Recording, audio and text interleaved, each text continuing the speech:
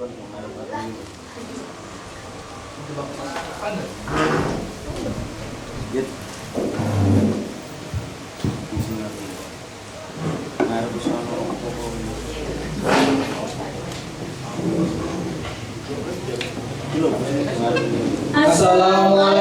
warahmatullahi wabarakatuh. Waalaikumsalam warahmatullahi wabarakatuh. Selamat siang kembali, Bapak Ibu rekan-rekan sekalian. Semoga istirahat makan siang tadi menyegarkan pikiran dan tubuh kita semua. Mari kita lanjutkan kembali acara presentasi ini dengan semangat yang baru. Selanjutnya kita akan beralih topik ke topik yang tak kalah seru, yaitu sesi tema bisnis dan religi. Tanpa berlama-lama lagi pada materi pertama, yaitu Mbak Aurel, kami persilakan. Tepuk tangan dong.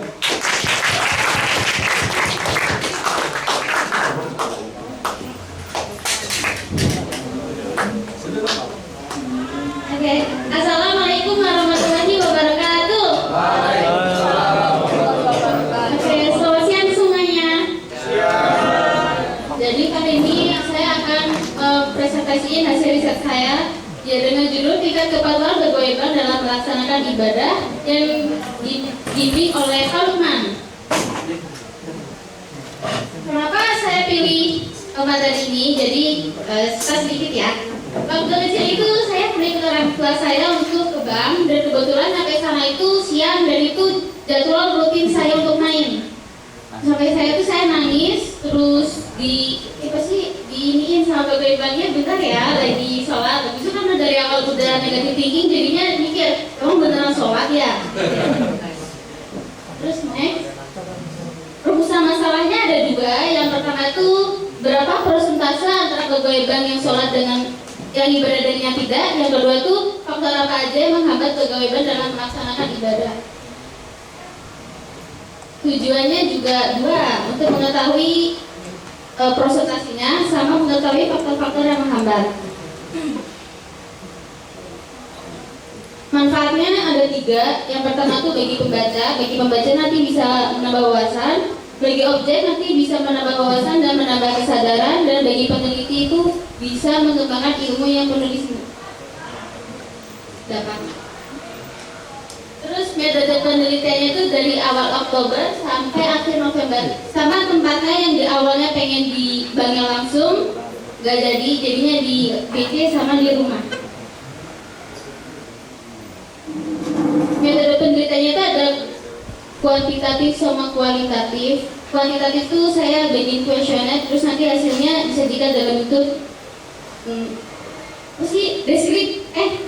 presentase ya. Terus kualitatif itu saya mewawancarai dua narasumber yang hasilnya nanti dianalisis dan disajikan dalam bentuk deskripsi. Terus hasilnya ini untuk hasil rumusan masalah yang pertama itu dibagi jadi dua. Yang pertama itu kategori bank konvensional, yang kedua itu bank syariah. Terus di sini untuk kategori bank konvensional itu ada dua tingkatan. Yang pertama tuh tingkatan yang ibadahnya baik, sama yang kedua itu yang ibadahnya sedang. Dan keduanya tuh seimbang ya, 50% dan 50%. Terus selanjutnya itu untuk bank syariah. Bank syariah itu juga ada dua tingkatan. Yang pertama itu tingkatan yang baik sama tingkatan yang sedang. Itu hasilnya tuh 75% banding 25%. 75%-nya itu yang baik, terus 25-nya itu yang sedang. Terus ini juga ada faktor yang menghambat kewajiban dalam melaksanakan ibadah itu ada tiga. Yang pertama tuh tugas yang menghambat tugas pekerjaan yang kerap mengganggu.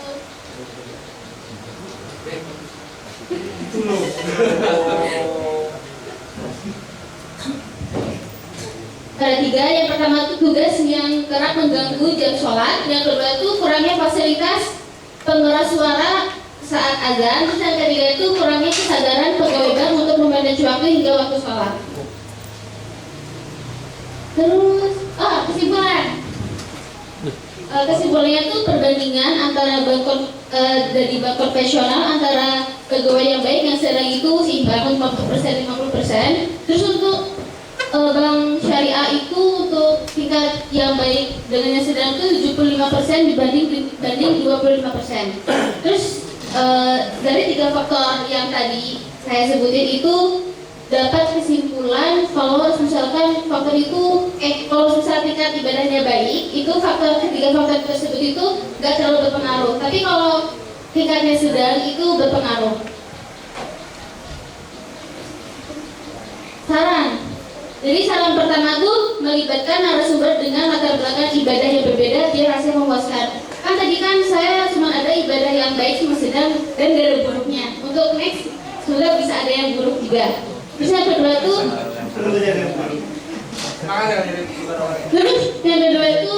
meneliti lebih dalam faktor-faktornya sama cara untuk mencegah faktor tersebut. Terus yang ketiga tuh metode penelitian tuh lebih baik tuh enggak gunain kuesioner, tapi wawancara dan observasi secara langsung. Ya, ini cerita menarik sama dengan kendala ya.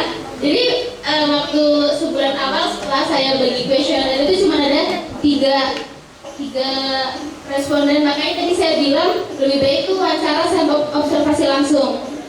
Terus yang selanjutnya itu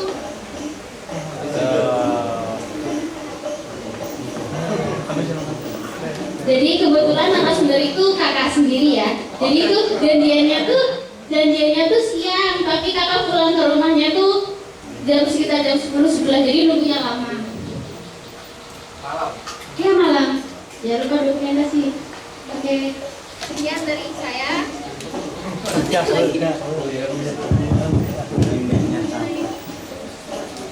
Sekian dari saya. Sebelum selesai, saya mau pantun dulu nanti jawabannya. Yang kelas. Ikan hiu makan bawang. Thank you everyone.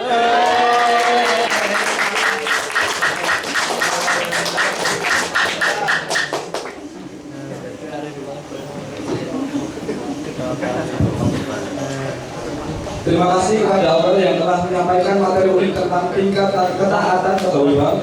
Selanjutnya kepada pemateri yang memiliki studi riset strategi membangun bisnis gue, kita beri tepuk tangan yang meriah kepada Hani.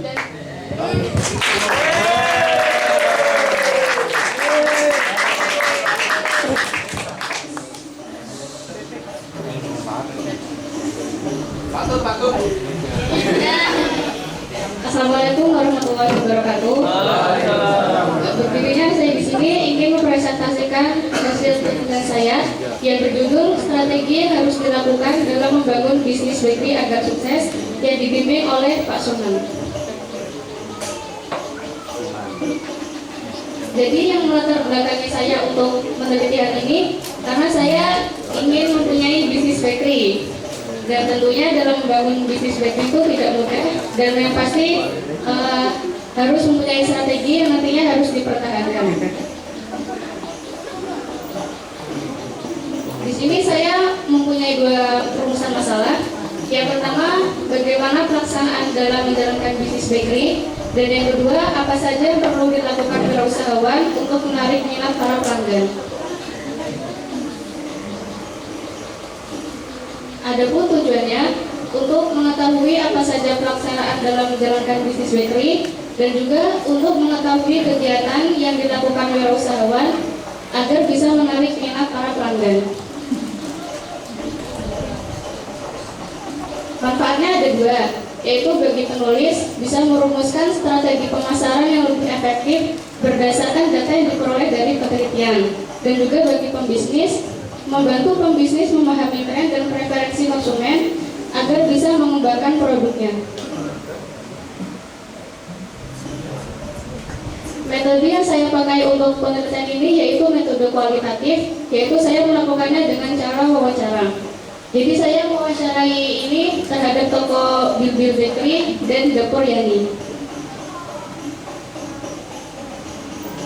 Di hasil pembahasan ini saya menganalisis tentang pelaksanaan para wirausahawan dalam menjalankan bisnis bakery dan juga apa saja perlu dilakukan wirausahawan untuk bisa menarik minat para pelanggan.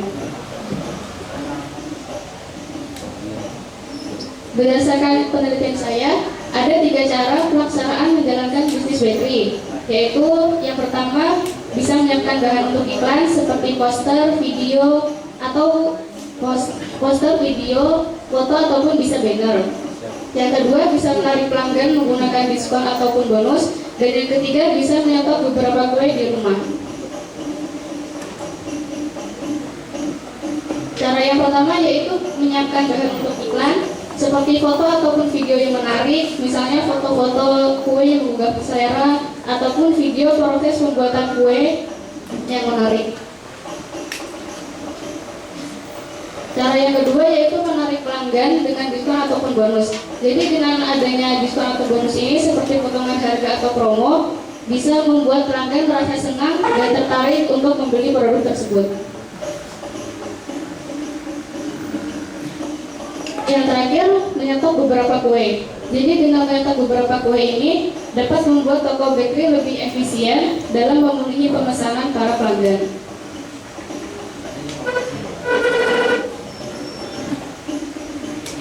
Di poin yang kedua yaitu kegiatan yang dilakukan untuk menarik para pelanggan. Di sini ada 4, yaitu memasarkan produk melalui media sosial, teman yang mengajak orang untuk membeli, rekomendasi dari mulut ke mulut orang lain, dan yang terakhir mengadakan diskon.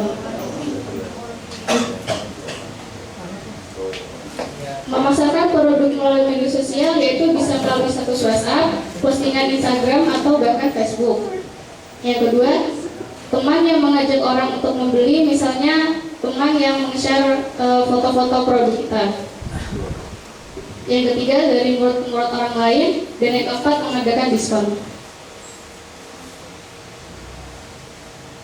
Berdasarkan penelitian saya menyimpulkan bahwa strategi dalam menjalankan bisnis bakery bisa memanfaatkan media sosial dengan memposting produknya. Dan juga strategi untuk menarik para pelanggan, yaitu bisa memberikan diskon ataupun bonus sehingga pelanggan tersebut bisa mempromosikan kepada orang-orang di sekitarnya.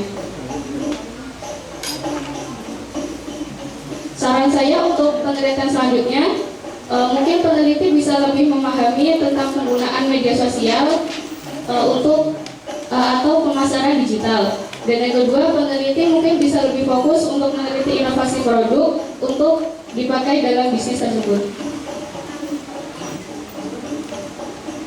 Jadi selama wawancara saya mengalami beberapa kendala. Yang pertama itu saya ditolak beberapa toko kue. Selamat ya. 3 toko kue. Dan yang kedua, toko juga itu lumayan jauh dari sekolah. Dan yang ketiga itu narasumber yang tidak mau diajak komunikasi melalui Zoom, video call, ataupun telepon biasa. Terima kasih. Sekian dari saya. Wassalamualaikum warahmatullahi wabarakatuh.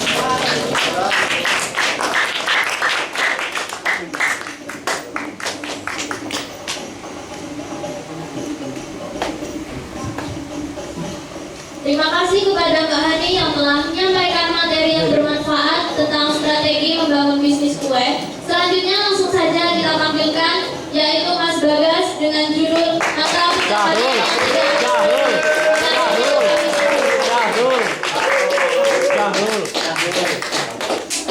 Maaf. Kami silakan kepada Mas Syahrul dengan judul analisis secara umum.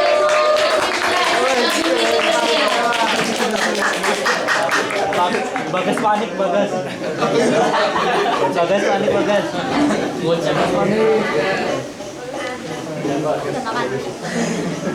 Bagas nangis. Panik. Assalamualaikum warahmatullahi wabarakatuh. Waalaikumsalam. Di sini saya akan mempresentasikan hasil riset saya. Dan saya dimentori juga oleh Bapak Lukman Hajimroh Kim LC. Buang MA coy. Mudah-mudahan nanti saya ada LC-nya juga.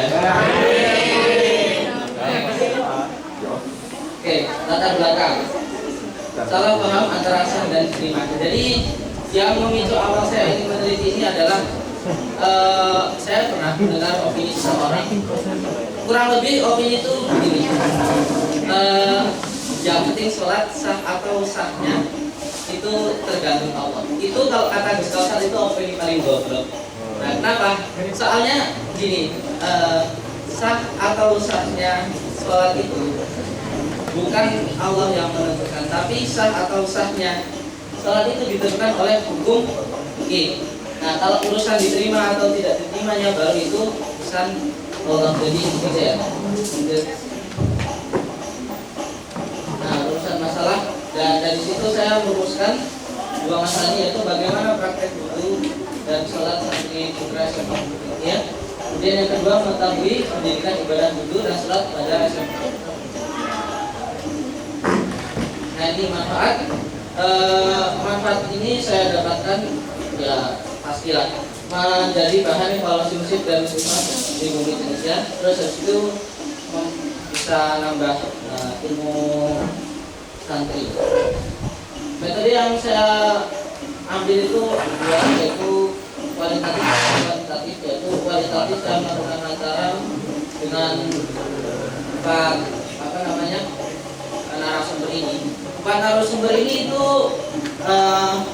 memiliki, saya kasih pertanyaan yang sama, yaitu musik dengan saya menanyakan sistem, itu musiknya menjawab dan seperti itu diperlukan sistem yang baik. Setelah itu saya menanyakan dampaknya kepada kelas perwakilan kelas 10, 11, dan 12 dan itu di respons positif oleh mereka. Nah, yang kedua saya menggunakan metode kuantitatif, yaitu saya mengobservasi satu-satu orang di sini. Bisa dilihat wujudnya mereka ini. Nah, di sini saya tuh kesusahan mendapatkan data yang valid. Kenapa? Soalnya, nah ketika mereka dites itu, lah kok bagus banget gitu kan. Perasaan saya pas itu maghrib udah komat, lah kok wujudnya kayak gini. Makanya saya kadang-kadang mengambil data dengan diam-diam. Itu lebih bagus daripada saya mengambil daripada saya suruh dites. Itu sholat dari 25 orang 16% ya, berarti sekitar 4 orang yang sholatnya itu kurang tepat, yaitu lebih ke bacaan ya, paling cuma nggak hafal kunut atau nggak hafal latihan. Kesimpulan yang saya ambil bahwa 84% santri putra yang melakukan sholat dengan benar dan 80% santri sudah melakukan wudu dengan benar. Nah, sisanya ini perlu ada bagi mereka biar pas gitu. Saran terhadap penelitian selanjutnya yaitu lebih meneliti kebutuhan fikih. Nah, ini cerobohnya saya lupa aslinya. Di fikih kan itu juga ada membahas tentang sholat, habis itu membahas tentang wudu, sholat, nah praktek-praktek ibadah sehari-hari ya. Nah, itu saya lupa mencatatkan. Nah, ini bisa untuk evaluasi untuk penelitian selanjutnya. Jadi mungkin itu saja. Wassalamualaikum warahmatullahi wabarakatuh. Waalaikumsalam warahmatullahi wabarakatuh.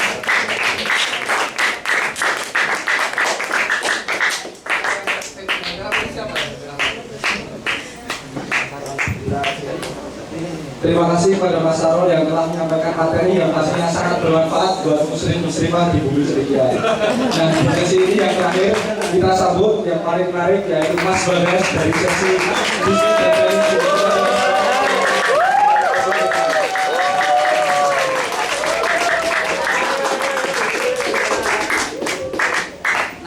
Fotonya kamu pakai iPhone.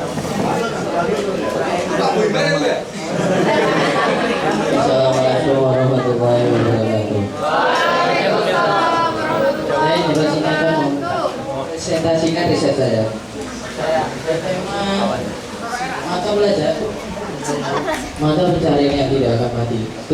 Studi integrasi sektor informal pada usaha kuliner, sebuah fenomena kuliner dalam ruang sosial. Sektor informal di Indonesia, angkringan sebagai fenomenal kuliner. Usaha informal telah berkembang menjadi fenomenal kuliner yang unik dan populer. Sektor informal di Indonesia memiliki peran penting dalam perekonomian angkringan sebagai salah satu bentuk era itu nggak perlu disebutkan anggarannya. Oke, anggaran sebagai ruang sosial itu kan bukan hanya tempat makan tetapi juga ruang sosial. Yang penting bagi masyarakat, anggaran menyediakan wadah bagi warga untuk bersosialisasi, bentuk cerita dan membangun relasi.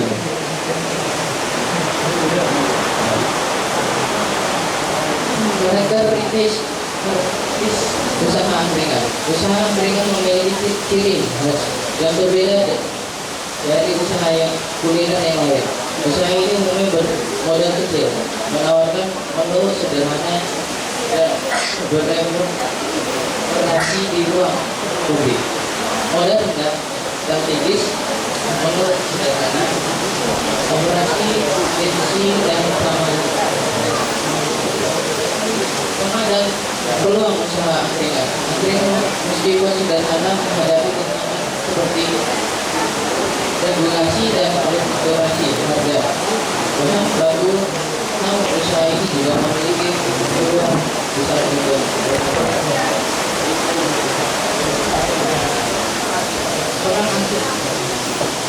karena angkringan dalam kehidupan masyarakat. Angkringan tidak hanya menyediakan makanan tetapi juga memeran penting dalam kehidupan sosial dan ekonomi masyarakat. Angkringan menciptakan lapangan pekerjaan, menghidupi banyak keluarga dan menjadi pusat kumpul bagi warga.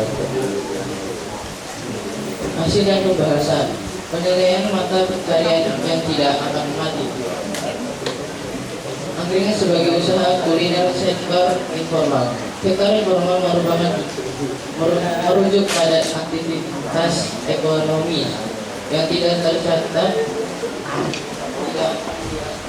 oleh sistem formal. Usaha informal umumnya memiliki karakter seperti usaha kecil, modal terbatas dan Apa sih bagus? Apa sih tak? Dibaca semuanya bahasan yang mau kalian tidak.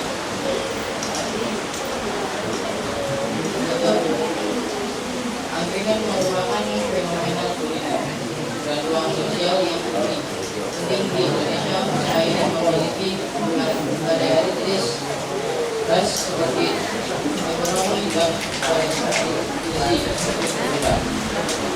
Sekian dari saya.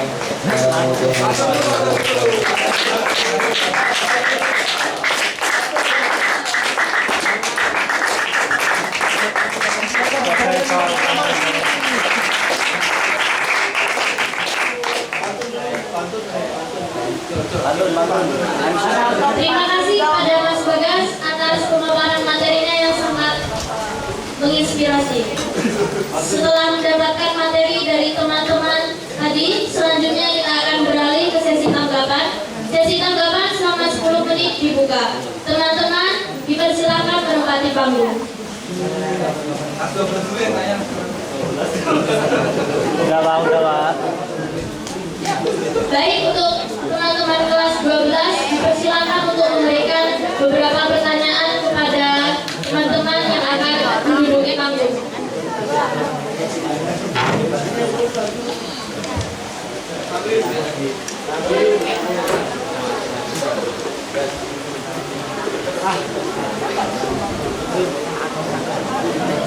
Makanya tanya.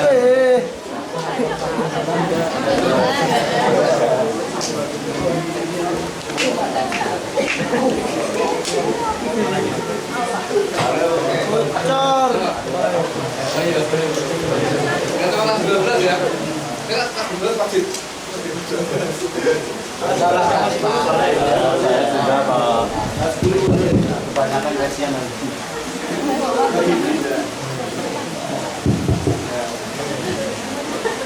Assalamualaikum warahmatullahi wabarakatuh. Waalaikumsalam warahmatullahi wabarakatuh. Ya, saya di sini mau bertanya pada Mbak Aurel. Tadi kan udah dijelaskan tentang risetnya, bagaimana kerja di bank itu beribadah cara beribadahnya mereka gimana. Tadi kan disebutkan bahwa ada kriteria orang yang ibadahnya itu baik, sedang, dan kurang. Nah, itu kriteria tersebut diukurnya dengan cara apa? Terima kasih. Jadi kan saya kan kasih kuesionernya kan. Jadi itu nanti tuh ada sangat setuju, sama tidak setuju, sampai setuju. Tadi itu dibuat ke poin. Jadi poin 1 sampai 2 itu buruk, 2 sampai 3 itu sedang, 3 sampai 4 itu baik. Gitu.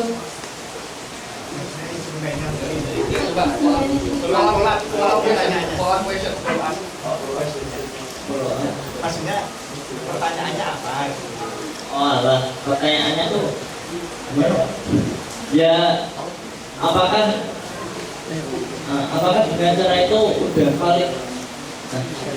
Dengan cara kuesioner doang? Kamu kayak gini, kamu menilai bahwa itu bagus, itu apa? Apakah misalnya kalau sholat pakai apa ya? Pakai benar misalnya, oh kalau yang bagus udah pakai benar. Ada pertanyaan. Ya itu ada di pertanyaannya, kuesionernya. Gitu. Ya, makanya tadi sarannya saya bilang itu observasi langsung ya, biar bisa langsung. Kebetulan saya nggak observasi langsung. Terus cara tahunya tuh jadi tuh di kuesioner saya tuh contohnya ya, saya selalu beribadah zuhur berjamaah tepat waktu. Nanti dia jawabnya sangat setuju, tidak setuju, atau gimana? Terus saya ukurnya dari situ. Terus saya juga wawancara langsung, jadi saya bisa tahu gimana. Terima kasih. Oke, jawab. Terima kasih. Iya. Terima kasih, Mbak.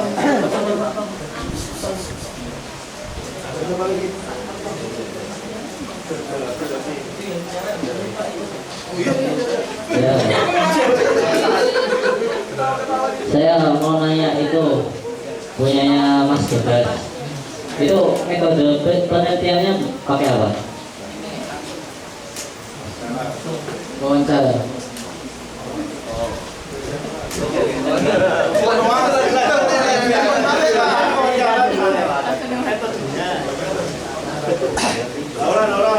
Ya, wawancara siapa? Wawancara siapa? Ya. Orang luar, Pak. Siapa? Wawancara siapa? Materinya kan nggak sensitif kan? Ada Dulu pengen nanya itu. Siapa namanya Pak? Dan Pak Boyman bawa. Oke, hasil wawancaranya apa?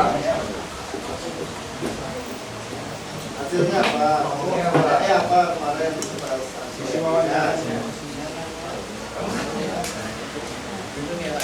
Oke, kamu tanyanya apa? Ke angkringan itu? Saya tanya itu mana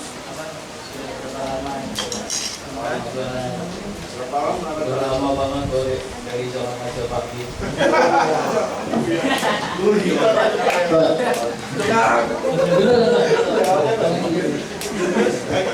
Kamu tanya Apa lagi pertanyaan apa? Terus pertanyaan lainnya apa?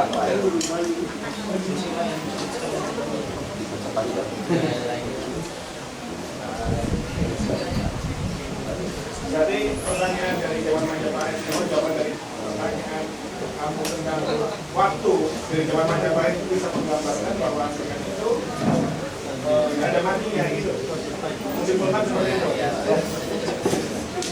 Berapa responnya? Satu.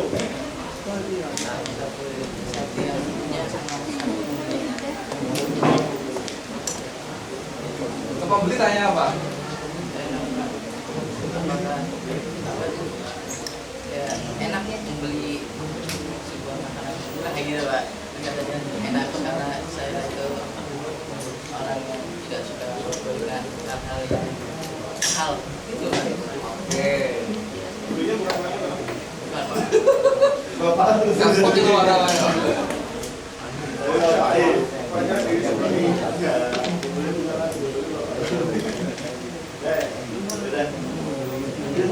Ada 12 lagi? Ya mau buat belum? Oh, habis ini. Orang habis ini.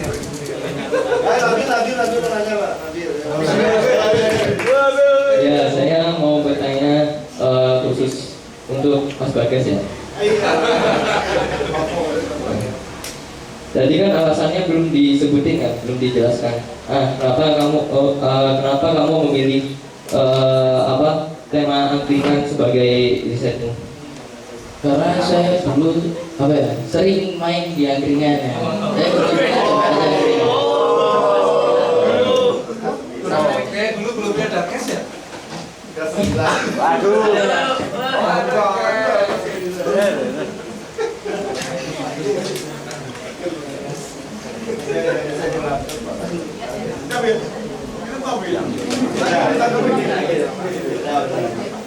Naura? Enggak, nanti ya. Sesi akhir. Saya dipaksa loh.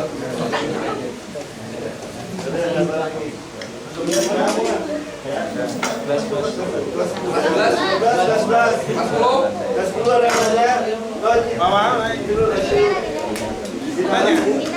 Oh ya, habis ini gas lagi. Ya, saya mau nanya Mas Sarul ya. Tadi Mas Sarul bilang kalau cukup kesulitan dalam mengambil datanya. Ketika Mas Sarul sengaja minta tolong ke satu orang anak buat praktek wudhu gitu misalnya, dia bajunya kok bagus gitu. Terus tiba-tiba waktu Mas Sarul lihat realnya, ketika mepet komat, dia wudhunya nggak benar. Nah, tapi Mas Sarul tadi mengatakan bahwa data yang lebih valid adalah yang mepet komat itu, yang nggak benar itu. Mas Sarul lebih percaya sama data yang itu. Nah, kenapa Mas Sarul lebih percaya dengan data yang jelek itu? Perilaku wudhu yang sebetulnya itu dibanding dengan ketika benar-benar sengaja praktek? Dan kenapa Mas Sarul tidak mencoba mencari apa penyebab yang menjadikan anak itu bagus ketika sengaja praktek dan penerapannya amburadul ya? Oke, yang pertama sebenarnya itu memang dari tujuan awal saya memang nggak pengen saya tahu tuh kalau misalnya dites kan biasanya siapa yang mau dites tapi nggak melakukan yang terbaik, pasti orang itu kalau dites melakukan yang terbaik. Nah, kita lihat misalnya kita lakukan sehari-hari itu biasanya tuh sesuai nggak sama pas dites atau cuma ini tahu aja atau dipraktekkan atau enggak gitu. Terus kamu mencoba mencari kaitannya nggak kenapa anak ini bisa bagus ketika sengaja praktek dan tapi kalau diterapkan dalam kehidupan realnya dia nggak bisa, malah nggak bagus. Berarti kan itu ada something yang miss gitu. Dia punya kemampuannya tapi nggak bisa dipraktekkan. Nah, kamu nemu alasannya nggak? Ada. Yang pertama karena itu saya sudah sebutkan di proposal saya. Cuma nggak saya contoh bahasa itu. Jadi yang pertama itu ya karena pertama komat itu yang itu pengen disebutkan. Terus yang kedua ya karena memang katanya aku kalau dites tuh rasanya hidup kayak gitu. Jadinya saya melakukan yang terbaik memang gitu. Itu malah benar gitu. Mungkin ini ya menanggapi melanjutkan pertanyaan ya. Apakah yang kamu observasi itu selama sekali aja atau selama 1 minggu kamu amati anak itu ketika mulai? Enggak, saya tuh melakukan observasi sudah lama dari kurang lebih kalau di proposal saya cantumin Oktober, dari Oktober sampai ya mepet-mepet mau disuruh nyelesain data ini. Habis itu saya melakukan itu tuh nggak cuma satu orang ke 2 orang, paling cuma saya melakukan suruh ngetes tuh cuma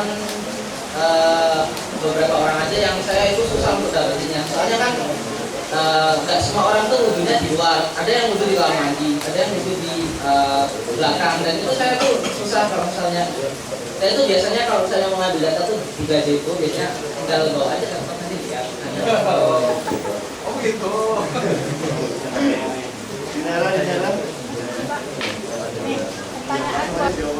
Pertanyaan buat Sani.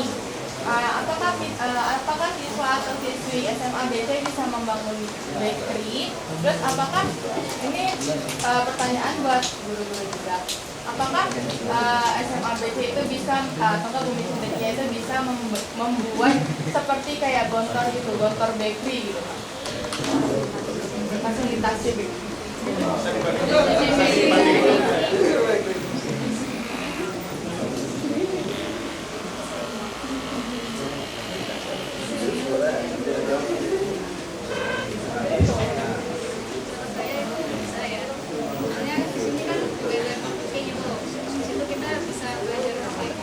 situ kita bisa belajar bikin kue, bikin masakan-masakan ya.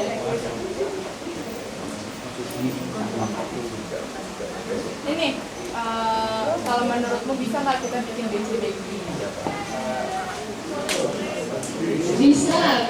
Itu kalau misalnya food cookingnya serius, nanti kan masih bisa ditingkatkan, bisa dilanjutin. Kalau ada usaha juga bisa.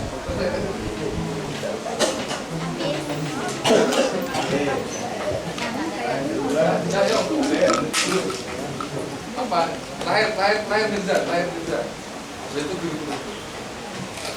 Emir. Gak pakai mic, Pak. Pakai dong. Kita tahu. Pakai mic.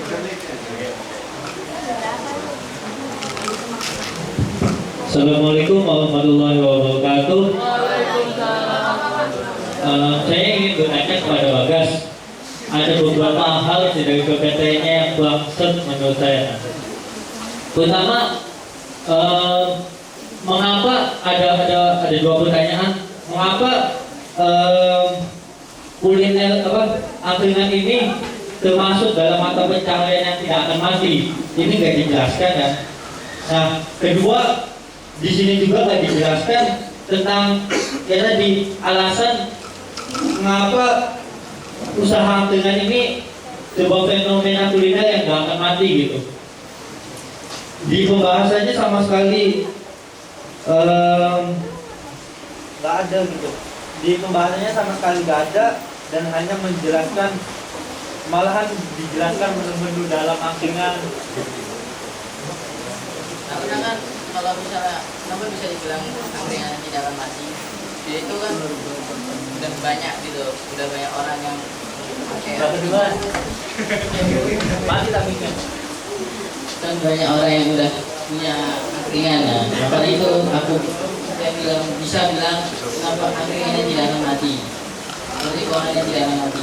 Karena banyak orang yang memakai buat angkringan gitu, buat angkringan untuk kehidupan keluarganya. Kenapa nggak ditulis? Padahal kan itu utamanya kan. Ya.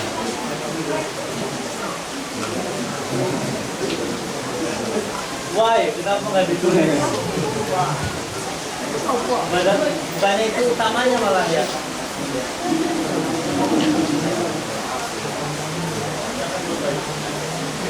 Ya, karena saya perbaikan.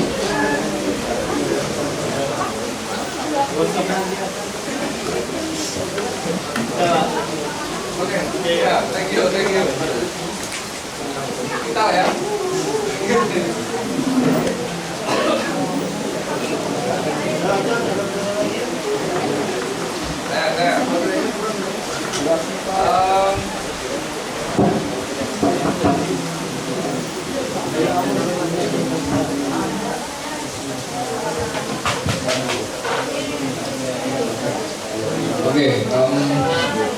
Secara spesifik, saya sebenarnya pengen berkomentar masalah risetnya ini ya.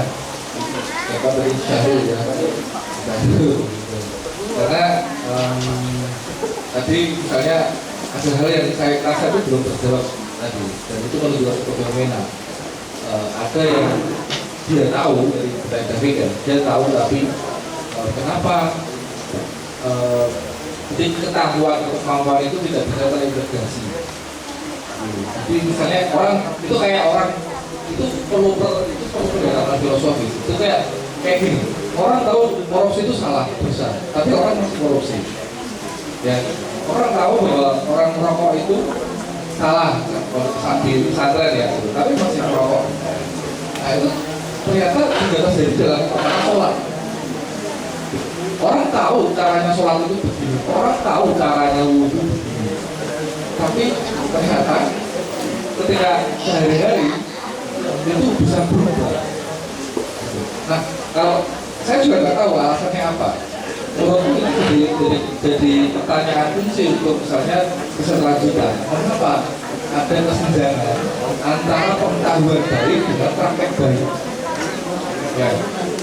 Kenapa bisa berbeda? Karena ketika kita ngomongin masalah sholat, ini masalah peradaban orang Indonesia. gitu ya. Saya beneran itu orang Indonesia itu kayak gitu dalam banyak hal. Mereka tahu misalnya apa gitu ya. Rasa di tahun 2009 sih rasanya. Nah, karena pertanyaannya berujuk begini, sebenarnya perubahan itu mungkin nggak sih? Perubahan perilaku manusia itu mungkin nggak sih? Itu pertanyaannya. Kalau kita tadi bilang orang tahu kok cara masih dilakukan, itu kayak apa ya? Akhirnya nggak ada gunanya, jangan ya, nggak ada gunanya pendidikan. Karena orang yang tahu udah tahu, tapi dia masih melakukannya. Apa yang salah? Apa yang perlu diperbaiki? Kan itu. Yang kedua, sebenarnya ini saya tuh suka riset-riset kayak gini juga. Kenapa? Karena sebenarnya mustahil ya gitu ya. Kayak Imam Syafi'i saya pernah bilang itu melakukan hal yang sama. Misalnya di dalam kitab fikih Imam Syafi'i itu ada keterangan, ada bab yang menerangkan tentang menstruasi. Ada kan? Mens itu biasanya berapa hari, lebih dari itu penyakit. Itu kan fikih. Ya. Sekarang tahu nggak gimana caranya Imam Syafi'i dapat kesimpulan itu? Tahu nggak caranya gimana? Ya, menjawab. Ya. Nah, jadi menjawab pertanyaan yang pertama,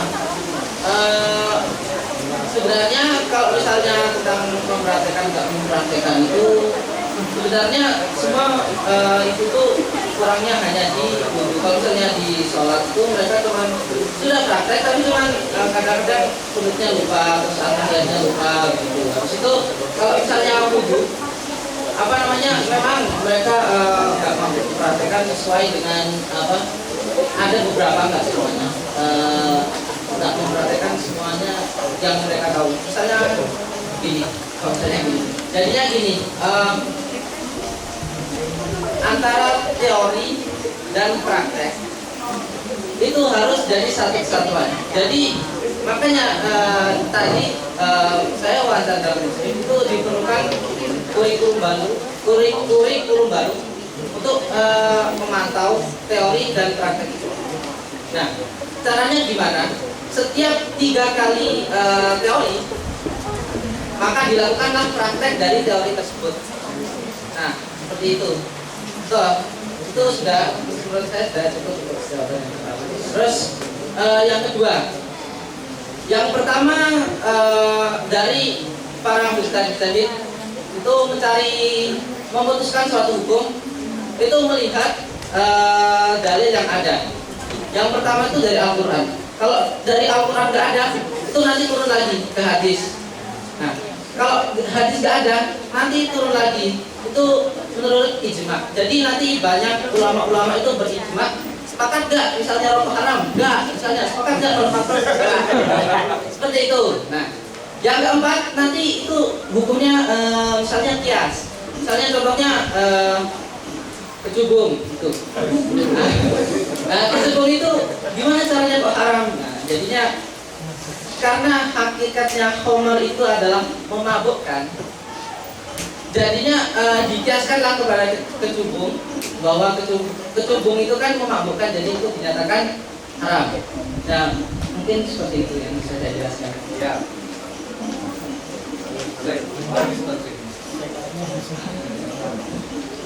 Ya, terima kasih jawabannya. Dan sebenarnya ada satu kabar lagi yang dalam ini ya. Jadi dia itu wawancara kepada perempuan-perempuan, karena dia juga nggak bisa kan satu-satu kan di perempuan gitu, nggak bisa. Maka Syafi'i tanya, rata-rata kamu itu haid berapa lama? Oh, 7 minggu. Akhirnya dari sekian populasi yang diwawancara oleh Imam Syafi'i itu dia cari rata-ratanya, oh berarti apa? Jadi namanya penyakit. Jadi sebetulnya kalau kita mau jujur gitu, agamawan kita dulu, imam-imam kita dulu juga melakukan riset. Tapi namanya bukan riset gitu, namanya lihat gitu. Ya, sebenarnya juga kalau masalah fikih wanita itu memang agak ribet ya, makanya dilakukan wawancara seperti itu menguatkan. Nah, itu juga menunjukkan bahwa kita belum punya ulama perempuan. Ya, jadi fikih kita itu semua butuh laki-laki. ada nggak PA yang ditulis oleh perempuan?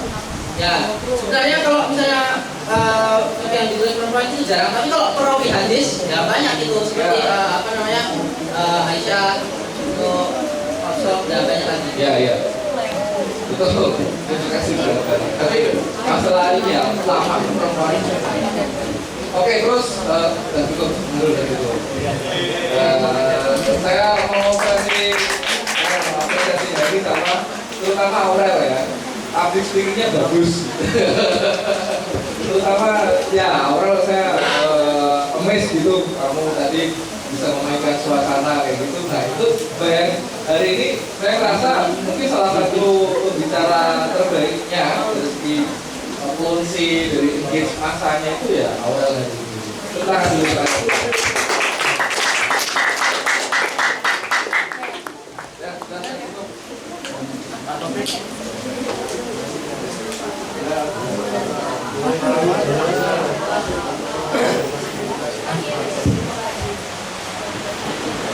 Oke, sedikit saja buat Hani. Tadi kan strategi membangun bisnis bakery. Nah, pertanyaan Bapak, seberapa penting? Kalau saya kan mau menjelaskan terkait strategi pemasaran. Tapi saya belum tersirat atau melihat di situ ada hal yang menggambarkan dari pertanyaan saya. Jadi pertanyaan saya adalah seberapa penting dari kualitas bakery-nya sendiri, produknya sendiri. Karena kita sama-sama tahu selain pemasaran bagus, produk sebaiknya juga harus bagus. Nah, menurut Hani seperti apa hal itu? Oke, terima kasih. Jadi kalau yang kemarin yang saya wawancara sama toko di Building Bakery itu, menurut dia itu penting, kualitas produk itu penting karena jadi kalau misalnya dari awal tuh produknya udah bagus, ya nanti makin bagus. Jadi kayak bisa menarik pelanggan.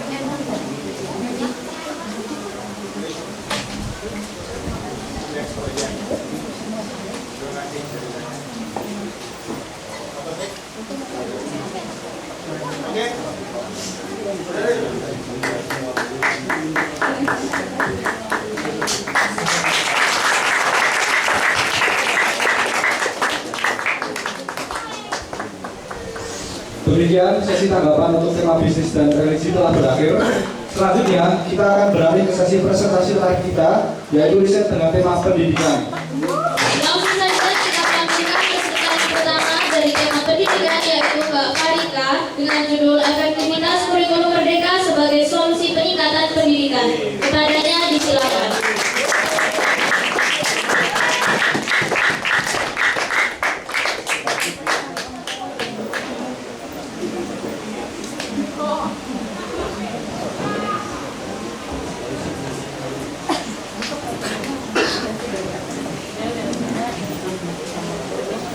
Baik, Assalamualaikum warahmatullahi wabarakatuh.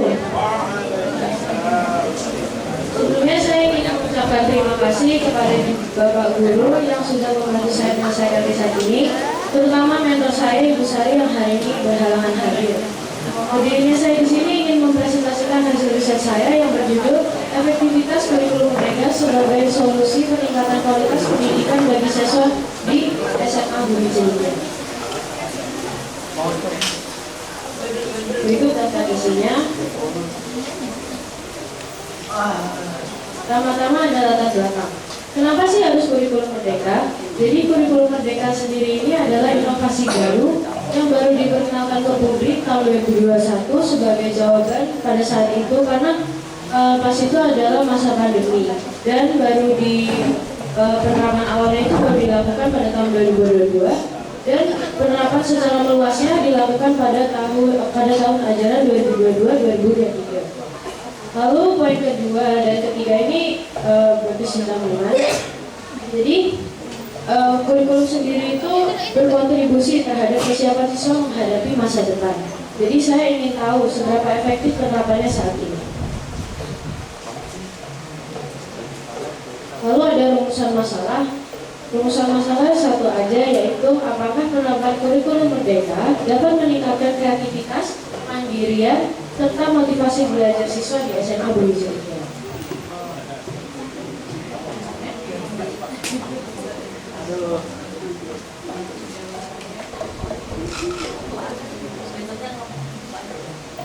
Lalu ada manfaat penelitian. Manfaat penelitiannya dibagi dua, yaitu teoritis dan praktis. Yang pertama ada teoritis. Jadi riset ini dapat menjadi referensi bagi penelitian lanjutan dalam pendidikan.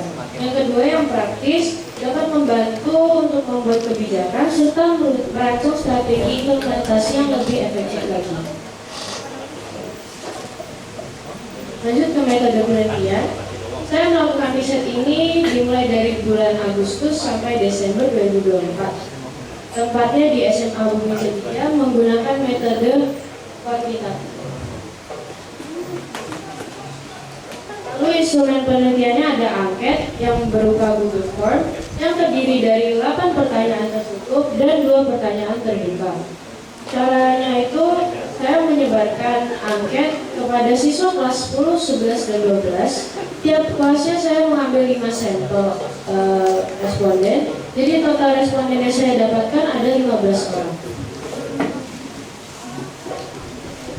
Indikator yang saya ukur itu ada 3. Yang pertama kreativitas siswa, yang kedua kemandirian siswa, dan yang terakhir motivasi belajar siswa. Pertama ada dari kreativitas siswa. Jadi yang saya temukan, siswa sudah menunjukkan kreativitas dalam menyelesaikan tugas dan proyek. Tetapi kebebasan memilih mata pelajaran belum sebenarnya dirasakan karena ada kendala dalam fasilitas dan bimbingan. Seperti yang disebutkan oleh penelitian sebelumnya oleh Sunarsi, kurikulum merdeka dirancang untuk meningkatkan kreativitas siswa. Tetapi implementasi di SMA Bumi Cendekia masih menghadapi tantangan dalam infrastruktur dan bimbingan. Lalu ada kemandirian siswa. Kurikulum merdeka ini sudah membantu siswa menjadi lebih mandiri, terutama pada tugas yang berbasis proyek-proyek. Siswa mulai mengembangkan kemampuan berpikir kritis dengan bimbingan guru. Sesuai dengan riset sebelumnya, menunjukkan peran guru dalam mendukung kemandirian siswa melalui pendekatan pembelajaran berbasis proyek. Lalu ada motivasi belajar siswa. Siswa juga merasa kalau kurikulum merdeka ini sudah relevan dalam kehidupan sehari-hari dan meningkatkan semangat belajar mereka. Dukungan pengembangan bakat dan pengurangan stres juga mendapat respon positif dari siswa. Yang juga disebutkan dan sesuai dengan penelitian sebelumnya bahwa kurikulum merdeka berhasil meningkatkan motivasi siswa melalui pendekatan yang lebih personal. Lanjut ke pertanyaan terbukanya yang dijawab melalui pendapat pribadi responden ya. Jadi mayoritas siswa sudah menyatakan bahwa guru memberikan dukungan yang cukup. Lalu beberapa siswa juga mengapresiasi inovasi guru dalam pembelajaran.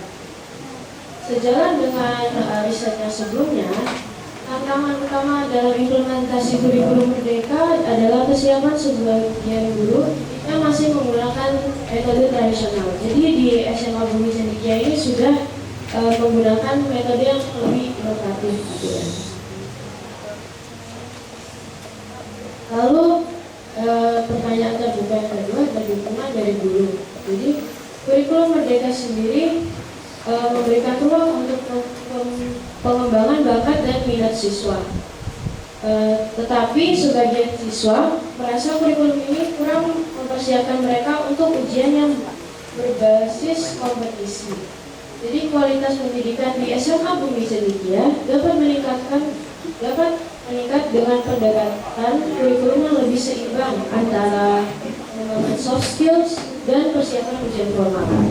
Di sini saya mau cerita dikit soal prosesnya. Jadi awal mulanya itu saya buat proposal. Di situ saya sudah menemukan struggle ya, karena saya agak kurang minus literasi. Jadi buat tulis latar belakang tuh susah buat baca-baca artikel, itu susah banget buat saya. Lalu habis selesai bikin proposal dan angket, saya langsung mencari responden 15 orang yang tiap kelasnya itu 5, lalu saya membagikannya. Dan kemudian setelah 2 dan 3 hari, jawabannya pun sudah terkumpul dan langsung saya masukkan ke proposal. Lalu di 2 minggu terakhir itu, saya belum mulai membuat PPT-nya. PPT-nya baru saya bikin 1 minggu terakhir dan itu waktunya mepet banget karena tabrakan sama ada urusan di luar sama remedi. Jadi agak kebut-kebutan tapi alhamdulillah selesai. Jadi kesimpulan yang saya dapatkan dari riset ini adalah benar kalau kurikulum merdeka itu meningkatkan kreativitas, kemandirian dan juga motivasi belajar siswa. Nah, tapi meningkatnya di SMA Bumi Cendekia ini masih secara bertahap, belum sepenuhnya perfect gitu ya. Jadi implementasi yang lebih optimal membutuhkan dukungan lebih lanjut pada infrastruktur dan bimbingan gurunya. Saran dari saya untuk penelitian yang lebih lanjut adalah melibatkan lebih banyak responden dari jenjang pendidikan yang lain. Contohnya seperti anak SD mungkin atau SMP, bahkan kepala sekolahnya agar bisa mendapatkan jawaban yang lebih bervariasi. Lalu menyusun pertanyaan survei yang lebih spesifik. Jadi ini kesalahan saya sendiri. Pada pertanyaan terbuka saya tidak perlu dijelaskan. Jadi ada beberapa yang menjawab itu cuma iya sama sudah. Jadi harus lebih spesifik kalau bikin pertanyaan. Dan yang terakhir memfokuskan penelitian pada strategi peningkatan kesiapan siswa dan guru.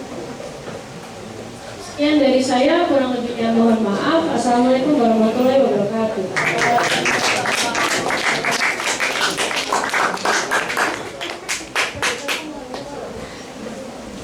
Terima kasih Kika yang telah memberikan materi tentang efektivitas kurikulum merdeka yang sangat menarik dan pastinya baik sebagai kritik dan apresiasi kepada guru-guru dan khususnya guru-guru di SMA Bumi Cendekia.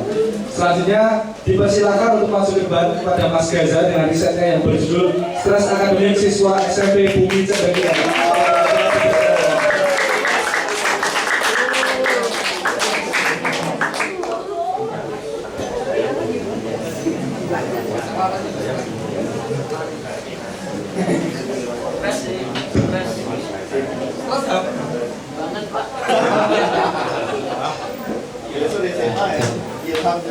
Assalamualaikum warahmatullahi wabarakatuh. Nama saya Gaza dan buktinya saya di sini ingin mempresentasikan tentang riset saya yaitu stres akademik pada siswa SMP Bumi Cendekia.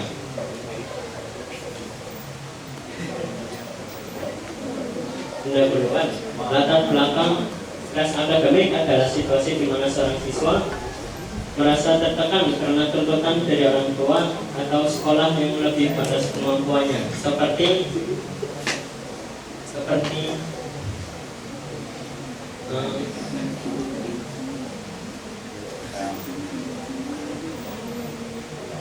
performa kelas, nilai ujian.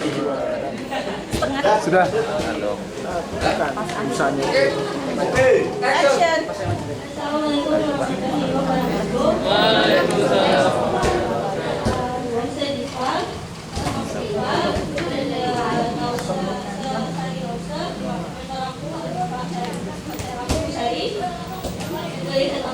Tantangan dan solusi dalam pembelajaran pada bahasa Mandarin. Bahasa Mandarin itu menjadi salah satu bahasa asing yang semakin diminati di dunia, termasuk di Indonesia. Ini dipengaruhi oleh meningkatnya ekonomi, pendidikan dan budaya antara Indonesia dan Tiongkok, sehingga penguasaan bahasa Mandarin menjadi panggilan yang strategis bagi Indonesia.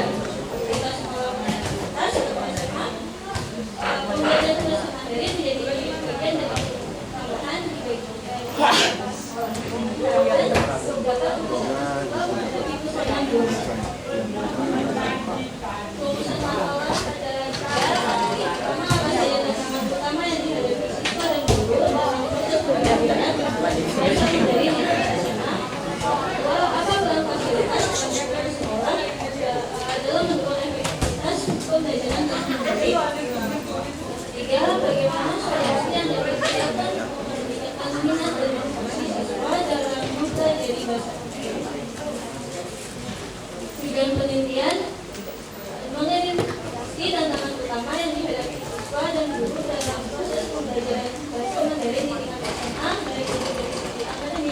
teknologis maupun infrastruktur. Kedua, menganalisis peran fasilitas dan lingkungan sekolah dalam mendukung efektivitas pembelajaran bahasa Mandarin. Menyusun rekomendasi solusi yang inovatif dan aplikatif untuk meningkatkan minat, motivasi serta keberhasilan siswa dalam mempelajari bahasa Mandarin. Manfaat penelitian ada tiga juga, manfaat sosial. Manfaat sosial itu mendorong masyarakat untuk lebih mendukung penguasaan bahasa Mandarin mengingat pentingnya bahasa tersebut dalam konteks globalisasi dan kerjasama internasional. Manfaat teoritis menyediakan referensi bagi peneliti selanjutnya yang ingin mengeksplorasi tantangan solusi pembelajaran bahasa Mandarin atau bahasa asing lainnya. Tiga, manfaat memberikan sebuah manfaat bagi siswa, siswi, guru, dan sekolah. Metode penelitian, metode penelitian digunakan adalah kualitatif dan wawancara. Wawancara bisa digunakan menggunakan form atau bilangnya Zoom dan video call dari WA atau Zoom. Pelaksanaannya dari tanggal 1 sampai 3 Desember 2020. Hasil penelitian ini yang siswa tersebut siswa yang menyukai bahasa Mandarin itu cenderung melihat kosakata sebagai tantangan utama karena adanya banyak karakter yang mirip seperti nada-nadanya itu mirip. Namun hal yang kali ini tidak menghalangi minat mereka, melainkan menjadi juga daya tarik sendiri.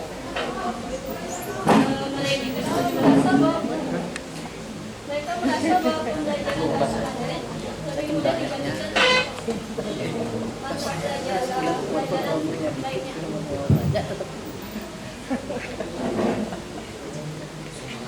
Karena melibatkan logika bahasa dan memori visual. Selain itu juga fasilitas yang disediakan oleh sekolah seperti teks, perangkat audio, dan aplikasi pendukung dinilai sangat membantu dalam memahami pembelajaran.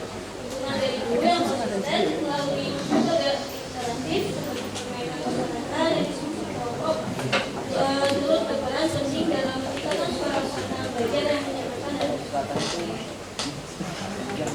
Ini pembahasannya siswa menunjukkan bahwa Mimin atau video budaya Tiongkok dan aplikasi interaktif berperan besar dalam meningkatkan motivasi belajar.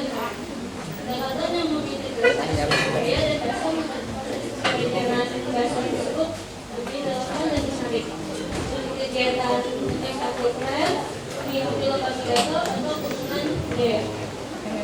Juga jadi salah satu faktor yang mampu meningkatkan antusiasme siswa, karena mereka dapat langsung mengaplikasikan pengetahuan yang diperoleh di kelas.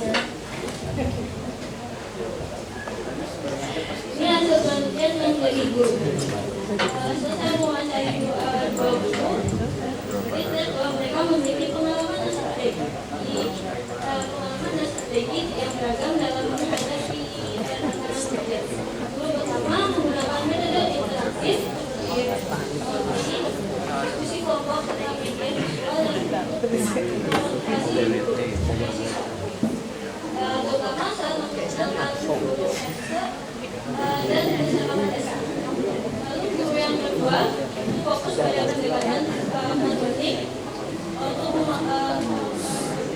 mengatasi sikap awal siswa yang kurang menjadi dominan dan menyenangkan.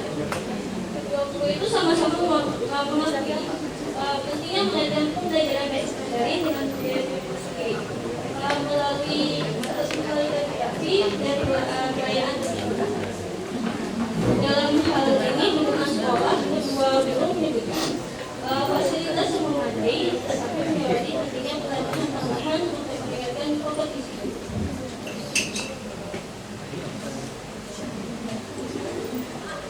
Ini kesimpulan dari siswa dapat disimpulkan bahwa meskipun kosakata dan kata diaplikasikan, hal ini tidak mengurangi minat mereka terhadap pembelajaran bahasa Mandarin. Siswa justru melihat tantangan tersebut sebagai daya tarik yang memotivasi mereka untuk belajar lebih dalam. Mereka bahasa Mandarin sendiri itu lebih mudah diberikan beberapa mata pelajaran lainnya karena menggunakan logika bahasa dan memori visual.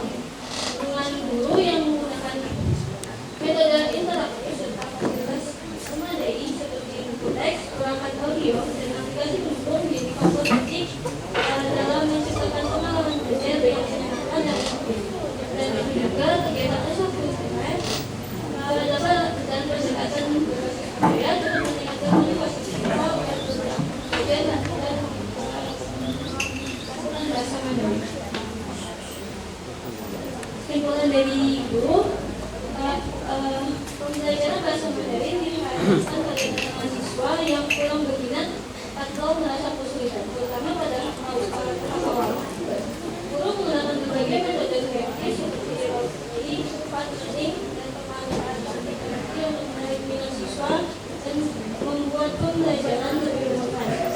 Guru juga mengerti pentingnya dukungan sekolah dalam penilaian hasil pelajaran untuk meningkatkan kompetensi pelajar.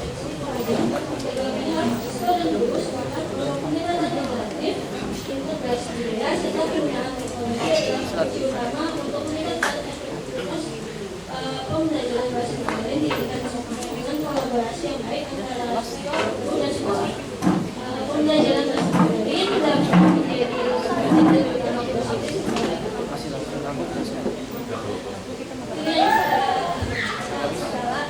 Awalnya saya tuh mau diqualified di sekolah. Akhirnya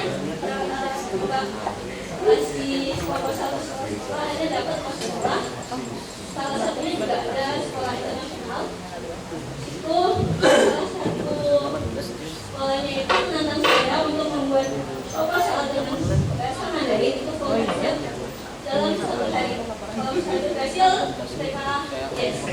Ada ya Mau? Kamu bikin full haji selama 10 hari? Good. Tepuk tangan dulu.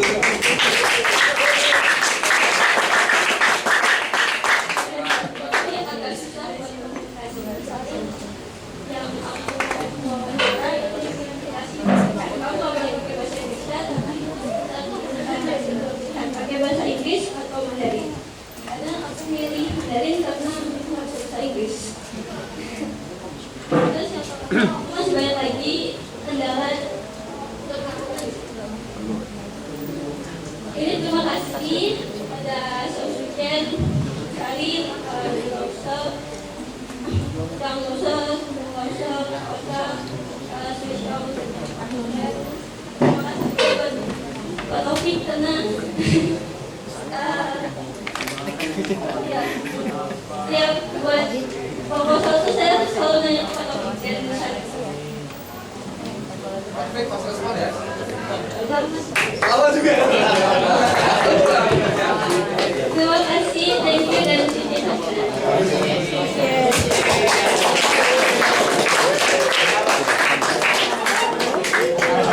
Terima kasih kepada Diva yang memberikan materi yang unik dan semoga membuat kita menjadi tertarik belajar bahasa Mandarin. Langsung saja berikutnya kita panggilkan peserta selanjutnya yaitu Mas Levi dengan judul penelitiannya dampak pandemi COVID-19 terhadap pembelajaran matematika. Untuk Mas Levi.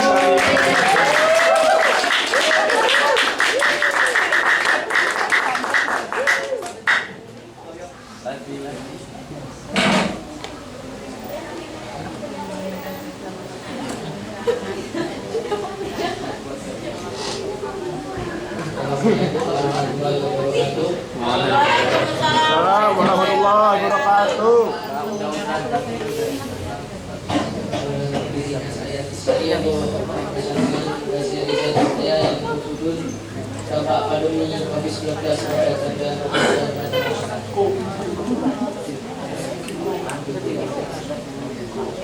Selanjutnya saya memilih riset ini karena saya ingin mengetahui seberapa mahasiswa memahami pembelajaran matematika di saat pandemi dan ingin mengetahui metode apa yang digunakan guru agar siswa bisa memahami pelajaran matematika di pembelajaran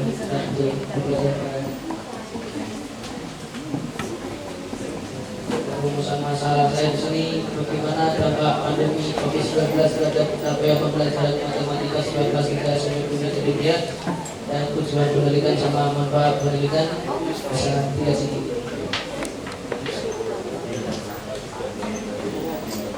Metode apa yang saya gunakan, metode yang saya gunakan itu kuantitatif dan kualitatif.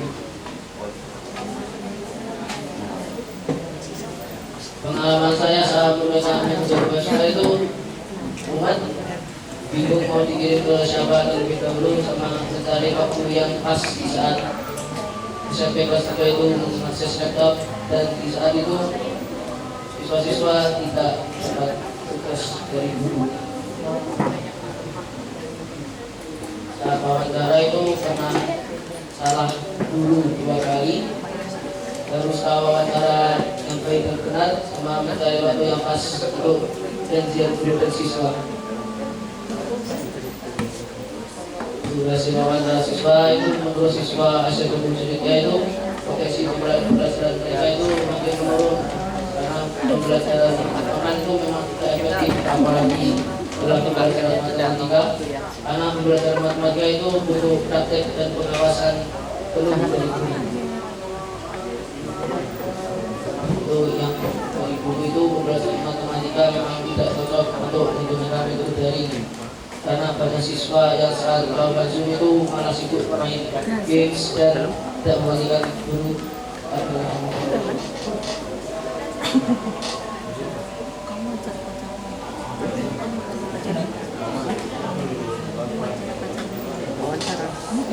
Apa sekarang siswa baru belajar matematika makin baik itu diulang kembali materinya yang diberikan di masa pandemi. Teman saya masih sendiri ketika menggunakan materi sering memberikan PR atau tugas. Cara menyesuaikan pembelajaran selama bagaimana itu ya menyediakan waktu untuk konsultasi privat dengan siswa secara online, menyediakan waktu membuat media pembelajaran yang sesuai untuk situasi online, dan memberikan beberapa tugas materi bagi siswa. Dan ini beberapa yang masih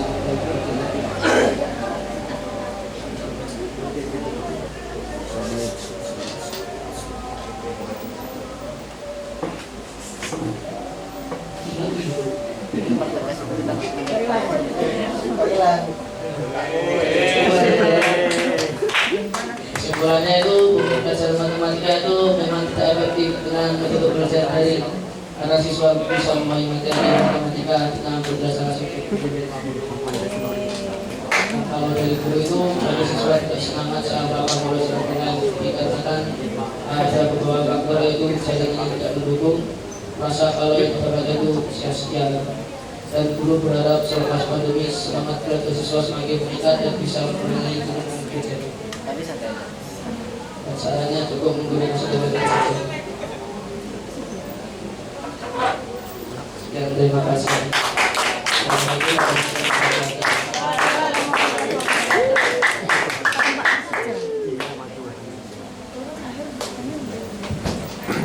Terima kasih kepada Mas Febri yang telah memberikan wawasan yang bermanfaat. Langsung saja kita panggilkan peserta selanjutnya, yaitu Mbak Sadra dengan judul penelitian analisis minat baca SMA Bumi Cendekia. Mbak Sadra, time is yours.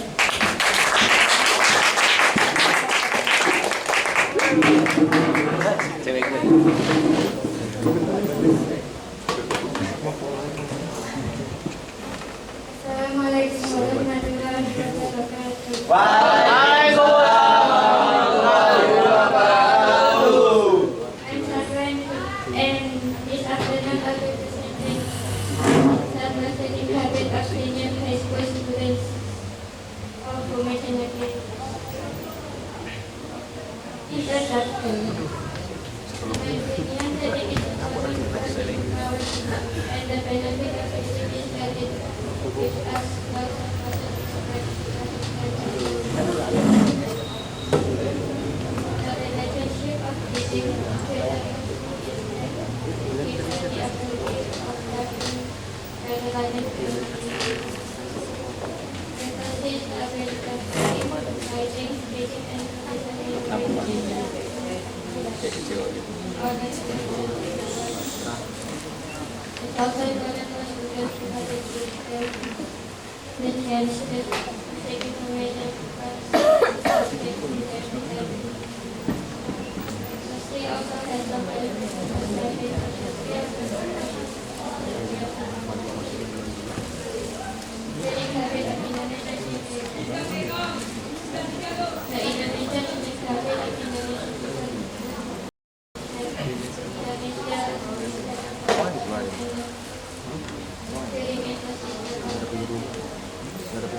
According to UNESCO, only 1%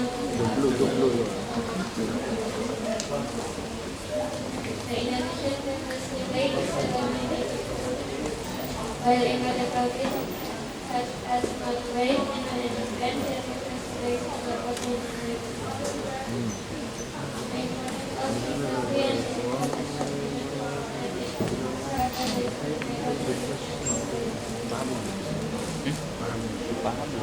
and findings and conclusion. From the findings that I have education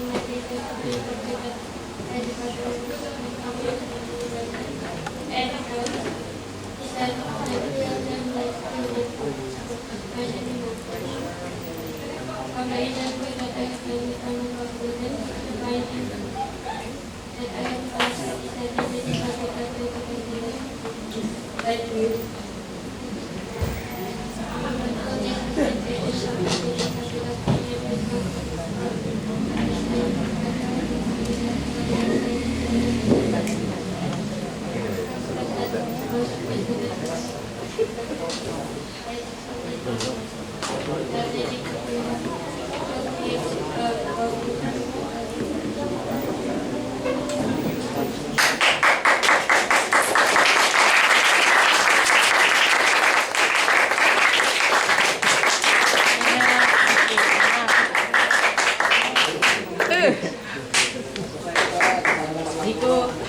Terima kasih saudara atas penghormatan. Thank you. Thank you saudara for your presentation so interesting. Oke, selanjutnya kita akan melanjutkan sesi kita pada sore hari ini, yaitu sesi tanggapan kepada teman-teman dari tema pendidikan, yaitu Ika Gaza Diva Nevi Sadra, mohon untuk maju ke depan.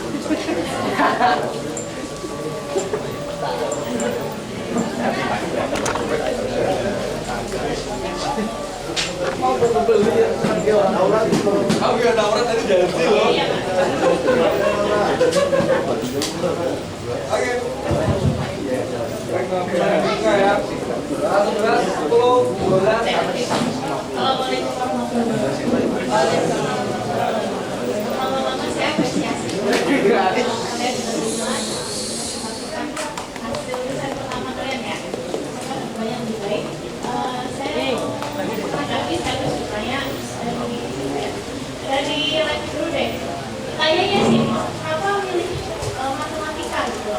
Padahal kan di dalam dari kemarin nggak cuma matematika gitu, yang ada sains, lain-lain. Yang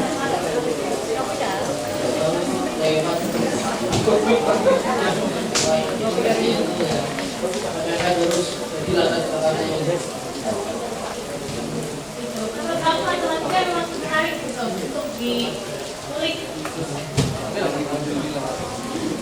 Buat selanjutnya berkaitan bagaimana kamu mengukur stres?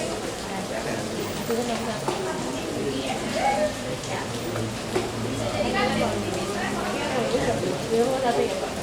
pertanyaan kedua, Oke,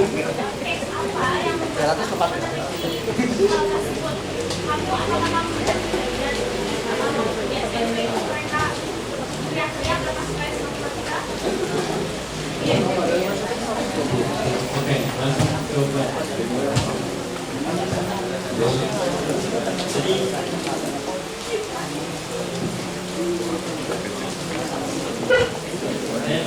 biasanya itu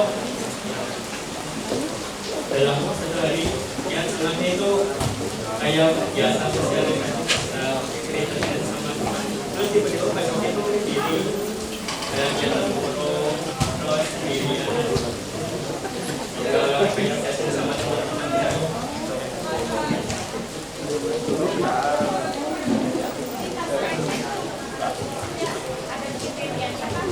Kriteria stres itu apa? Tanda-tanda. Tanda-tanda pertama.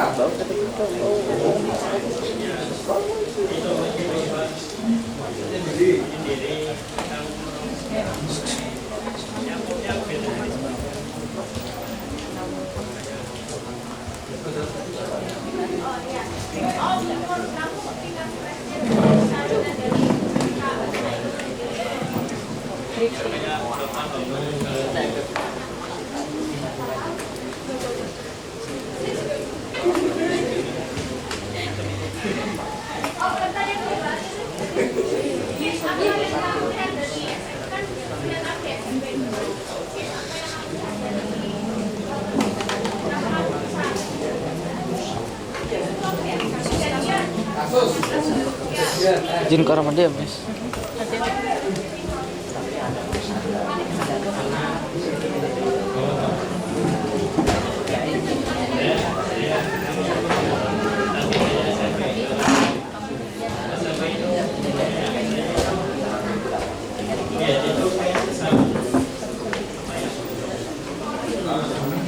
Bayangan saya itu agak susah kalau jadi saya biasanya Berarti kamu menjumpai case itu di SMA nggak? Kan kamu bilang tadi kayaknya susah di SMA, di SMP. Berarti kan mungkin sebelumnya ada case dulu di SMA. Ada apa case-nya di SMA yang membuatmu masih baru ada proses?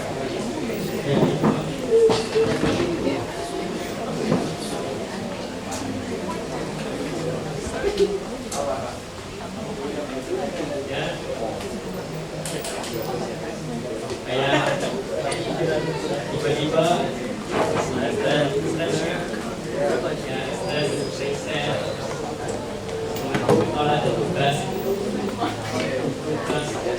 Siapa itu yang stres? Kamu, temanmu, temanmu yang mana?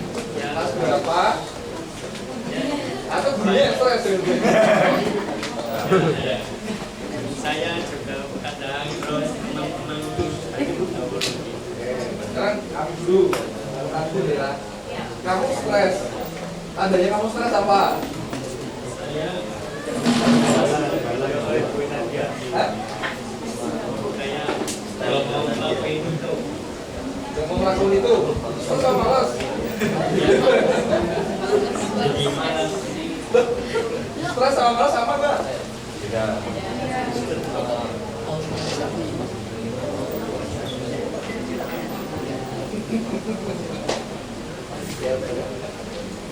Oke, stres sama malas udah ya.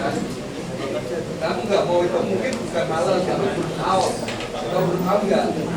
Nah, cari apa itu burnout?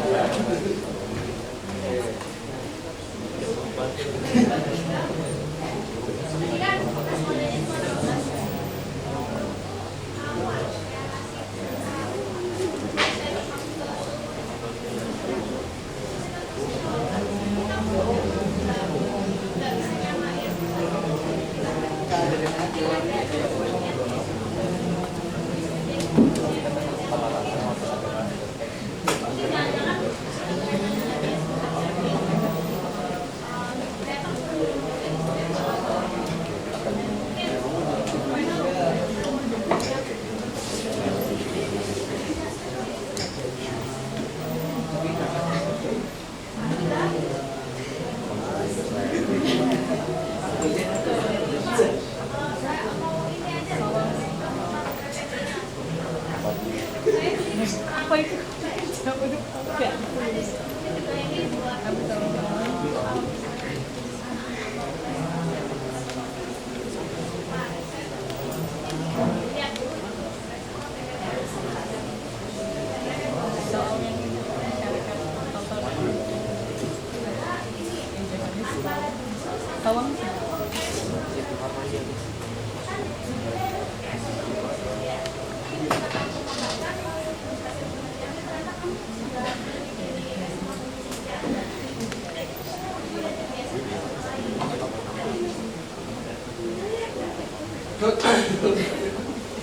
Tanggapi silakan.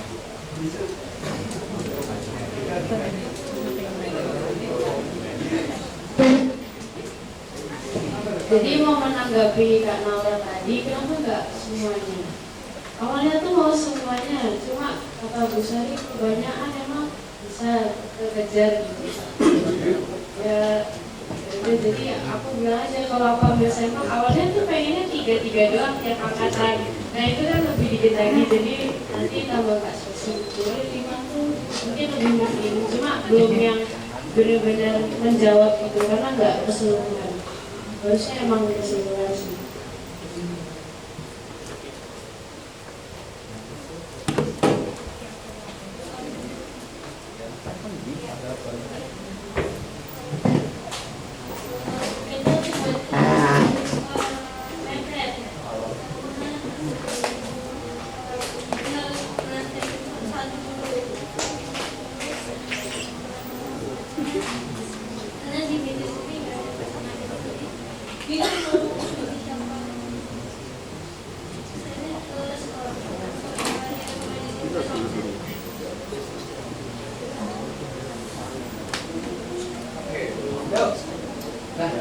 Yang lain. Nah, ini. Ya. Ini kurikulum loh ini. Wah. Ya. Assalamualaikum warahmatullahi wabarakatuh. Alhamdulillah ya, congratulations kalian sudah menyelesaikan riset pertamanya. Terus kemudian mau meng-highlight karena kebetulan dapat kesempatan yang ini di pendidikan juga. Ada beberapa saran. Yang pertama tadi sudah di-mention juga sama Naura gitu. Yang pertama adalah subjek penelitiannya. Nah, teman-teman ada yang subjek penelitiannya 5, 2 seperti itu. Itu teman-teman mengambilnya itu dasarnya dari mana? Teman-teman sebenarnya bisa menemukan itu. Jadi ketika kita mau mengambil subjek penelitian, apalagi ini penelitiannya adalah human gitu ya. Jadi ada batas-batasnya, ada kriterianya. Misalnya di education berarti kita akan mengambil subjek dengan mungkin level kognitif yang berbeda gitu. Ada teman-teman yang berjuang, ada yang middle, mungkin ada yang advance. Jadi setiap level itu minimal itu 2. Itu ada teorinya, teman-teman kalau mau mencari itu di research and development punyanya Dick dan Kelly, kalian bisa cari di situ. Jadi itu dasarnya ada. Jadi teman-teman kalau ditanya itu bukan hanya sekedar mungkin karena 3 terlalu sedikit jadi 5 itu mending. Tapi teman-teman ketika ditanya itu jadi teman-teman punya dasarnya dan minimal itu adalah 2. Jadi benar tadi ketika lebih baik semuanya aja gitu 48 anak gitu. Tapi ternyata Bu Sari selaku pembimbing bilangnya itu terlalu banyak. Sebenarnya Ika bisa kan, bisa menerima tantangan itu gitu, nggak apa-apa kayak gitu. Tapi ya sudah, alhamdulillah sudah terlaksana. Jadi ini saran saja buat teman-teman. Nanti jika subjek penelitiannya adalah human, kalian bisa mengambil kriteria itu. Jadi 5 itu atau 6 itu sudah berdasarkan level kognitif seperti itu. Itu juga biar tidak bias, misalnya 3 atau 2 itu jangan-jangan mereka yang levelnya high semua atau levelnya yang berjuang semua, nanti berpengaruh pada data kalian juga gitu ya. Kemudian yang kedua adalah kriteria. Tadi misalnya yang kurikulum pendidikan itu kemandirian, kreativitas, sama lagi itu motivasi belajar. Nah itu kriterianya dia dikatakan kreatif itu apa? Indikatornya apa? Misalnya dia selalu memberikan ide ketika diskusi, misalnya seperti itu. Atau kemandirian itu berarti ketika dia belajar itu dia tidak terdistraksi, atau apa lagi, motivasi belajar ya. Motivasi belajar itu kalau misalnya dia diberikan tantangan oleh guru itu dia melaksanakan dengan baik, terus itu tidak terganggu oleh temannya. Itu indikatornya. Termasuk tadi punya belajar kalau nggak salah. Iya kan? Stres. Nah, stres ini stres level berapa? Ada indikator yang dikatakan stres itu apakah ketika sudah seperti apa? Nah, itu teman-teman buat indikator sendiri aja kayak pengukuran gitu. Kalau karena memang belum ada pengukuran patennya. Kalau misalnya kita ngukur panjang kan ada yang pakai sentimeter, ada yang pakai inci, itu sudah ikut nasional, ukurannya ada. Tapi kalau yang ini kan kita nggak tahu ukurannya itu seberapa, jadi teman-teman buatnya. Nah itu yang akan memudahkan teman-teman ketika mengolah data. Apalagi tadi itu yang kuantitatif ya, atau kualitatif. Kuantitatif, nah kuantitatif harusnya ada perbandingannya.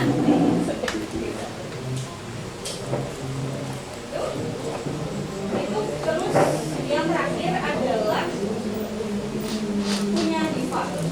Jadi memang tadi dari SMA Media ya sebetulnya. Jadi dalamnya masih di sekolah lain. Sebenarnya nggak apa-apa judulnya itu disampaikan di beberapa sekolah di Jakarta itu nggak apa-apa. Sebenarnya kalau di SMA Media itu karena kurang relevan. Di SMA tidak ada mata pelajaran Mandarin. Apalagi juga bukan apalagi juga bukan muatan lokal gitu. Jadi Mandarin kan hanya ekskul ya gitu ya. Jadi bisa mencari sekolah yang Mandarinnya itu bisa jadi muatan lokal. Tidak harus di sini demikian seperti itu. Biar apa? Relevan dari awal sampai akhir. Begitu saja dari saya. Thank you.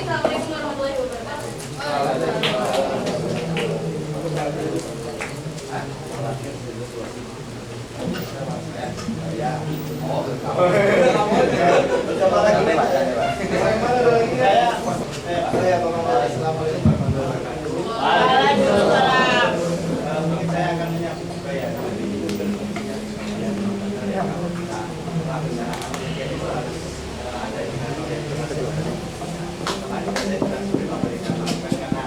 sudah terlanjur masa dan memang waktunya kemarin karena itu saling dan juga dalam pemimpin kalian mungkin mepet juga waktunya jadi mungkin belum bisa banyak saya memberikan pesan kalian juga dalam revisinya kan juga mepet jadi ketika misal mandirian itu ya memang harus jelas ukurannya itu apa karena kalau cuma dari pendapat apakah misal kalian sudah mandiri belajar nah ini kalau sudah itu pendapatan tidak bisa dimaksudnya apakah dia ini ada atau tidak jadi bagaimana cara menentukan indikator yang akan kalian gunakan dalam penelitian nah itu kan nanti ada beberapa teori atau indikator yang sudah dilaksanakan karena nanti kalian bisa dan indikator nanti kalian dari teori-teori itu bisa apa membuat indikator jadi nanti penelitiannya sudah yaitu tapi karena kalian bisa tahu ini buat ya terus nanti ada jadi sudah tahu kalau misalkan mau kuantitatif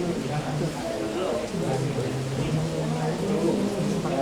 terus mungkin kayak tadi juga kayak bisa stres itu kan juga kayak nggak tahu apakah memang itu stres atau tidak gitu lagi misalkan ternyata ya kalau ada responnya misalkan namanya ya dengan kemampuan yang sama semua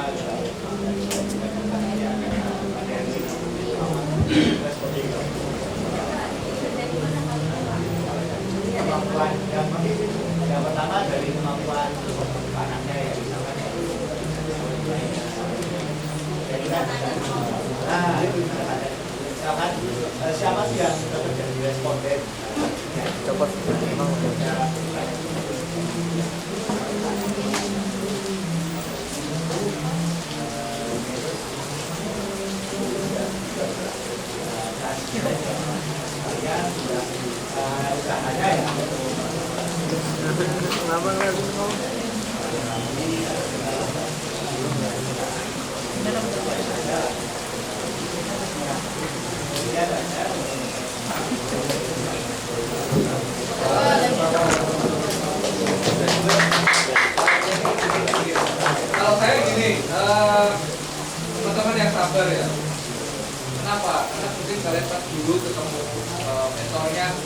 bilang gini, ketemu gurunya bilang gini, jadi kayak ya gitu.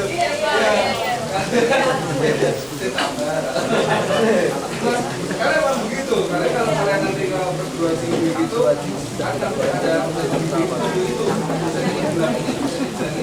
nah, terus dia kayak gimana?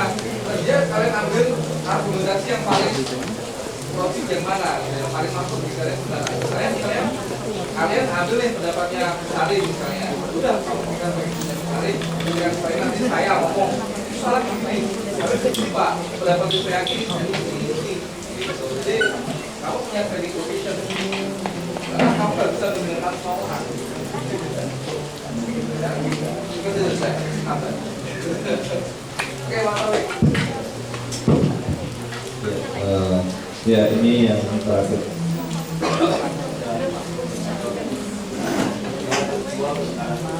Ya, ini yang terakhir ya. Pertama saya mau spesifik dulu ke teman-teman yang terakhir presentasi ya. Jadi sudah disampaikan tadi ya, bahwa ada kemudian sudah banyak masukan. Namun ada beberapa hal ya ini contoh ada mungkin tapi itu hal wajar. Jadi kata Robert kalian harus ada jadi posisi itu bisa diambil dari apa? Pertama dari review orang yang memberi masukan. Kedua dari apa yang kalian ya, karena ini adalah proses belajar. Oke, ya. Pertama dari sampling ya. Yang namanya sampling itu sebenarnya bukan untuk semua. Sampling itu adalah mengambil sampel. Kita tidak mengambil populasi, ada namanya populasi ada sampel. Jika bicara SMA Bukit Teritia dan Bukit sampel, maka kamu tidak perlu mengambil 48. Kalau menurut saya. Kalian coba mengambil sampelnya. Nah ini contoh perbedaan ya. Jadi terserah itu nanti kalian yang ngambil sampel-sampelnya di mana. Tapi perlu dicatat di bawah. Apakah sampel itu merepresentasikan 48? Nah itu pertanyaannya kan. Bisa kombinasikan misalnya, oh dilihat dari nilai mereka, teman-teman. Ada yang berjuang, ada yang maju, bisa ambil dari kelas. Bisa dilihat dari tingkatan kelasnya, bisa dilihat dari level kognitifnya. Tapi tidak harus semua, karena namanya sampel. Ya bayangkan ketika kita ingin meneliti perspektif masyarakat Indonesia terkait sama pendidikan misalnya, terkait sama kurikulum kan tidak semua kita mengambil jutaan masyarakat Indonesia. Jadi ada namanya populasi, ada namanya sampel. Hal itu memang dari riset, dari awal riset tidak pernah memberikan ya. Kami tidak bisa memberikan teori itu, karena kalau kami mau memberikan teori secara umum itu butuh waktu lama dan kalian tidak mungkin menghasilkan itu dalam waktu yang makanya pelan-pelan.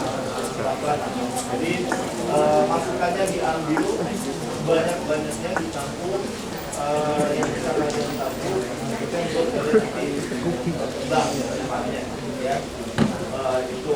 Nah terkait sama masukan-masukan tadi orang biasanya gitu kan memang kalau dari saya maaf para teman-teman kita menjadi waktunya agak kurang pas ya karena kita baru bisa mengambil sampel itu di akhir-akhir.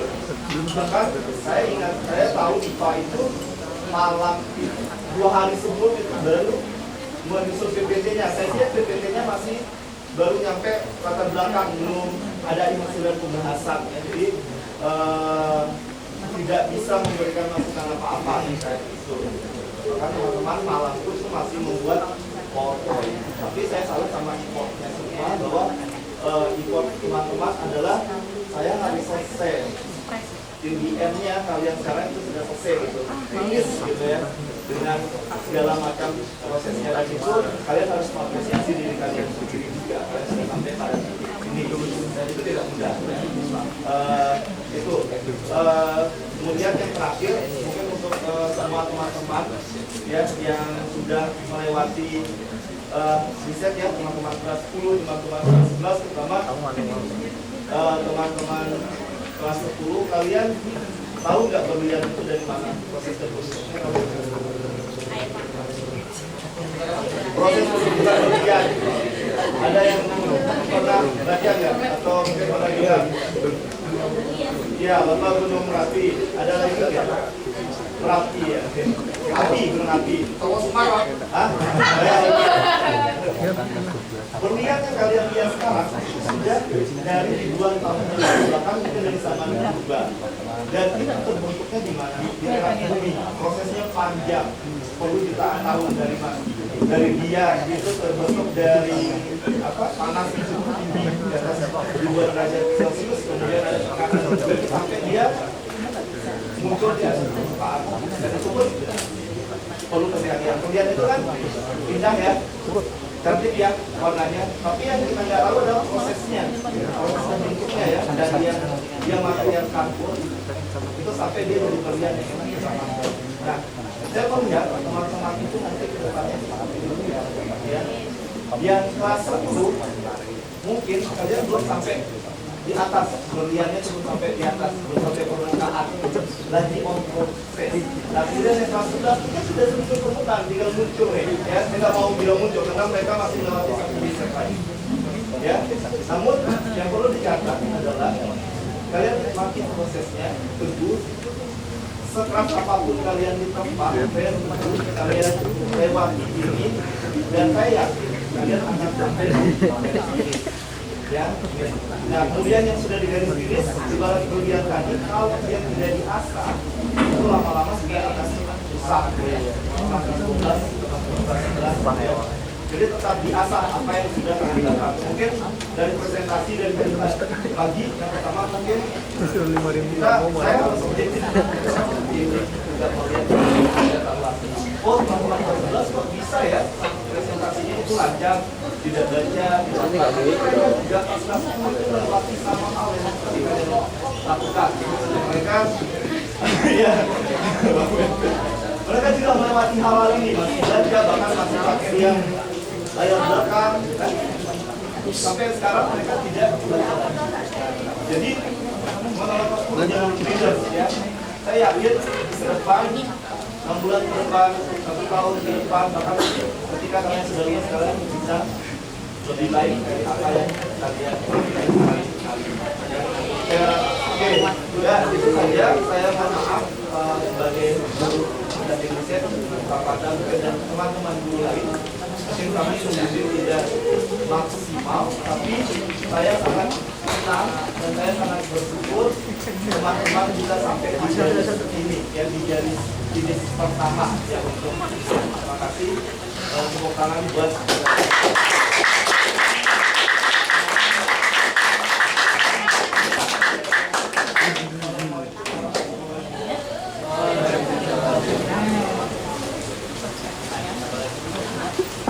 Oke, dipersilakan untuk duduk kembali. Tepuk tangan saya lagi buat teman-teman dari pendidikan.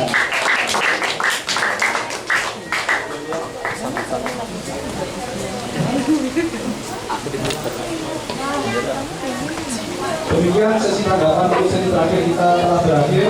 Tepuk tangan yang meriah untuk kita semua.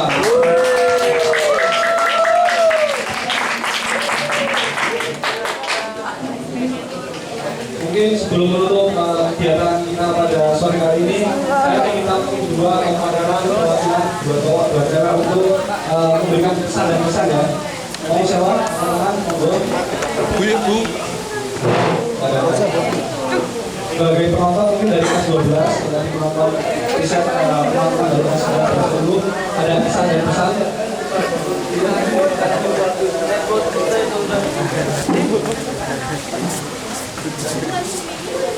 Oh.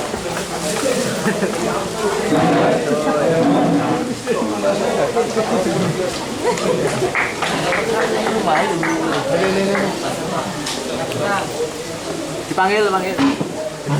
Coba. Wih. Ayo, coba. Ayo, Pak. Sana. Buat teman-teman kelas 10.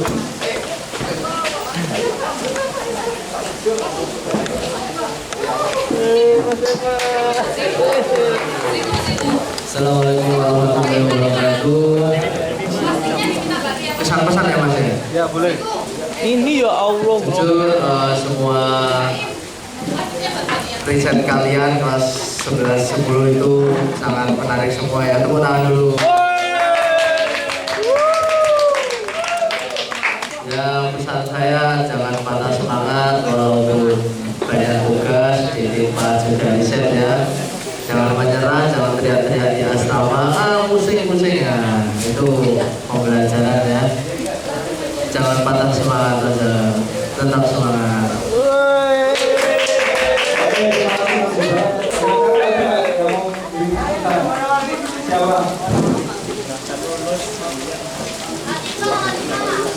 Masih ada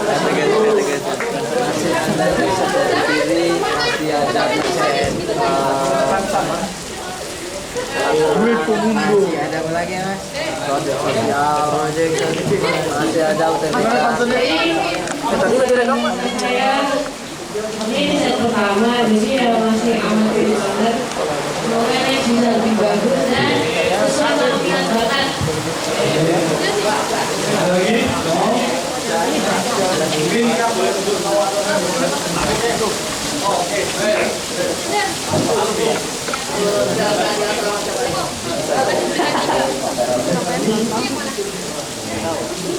Assalamualaikum warahmatullahi wabarakatuh. Sebelumnya selamat buat teman-teman kelas 11 dan 10 yang teknik.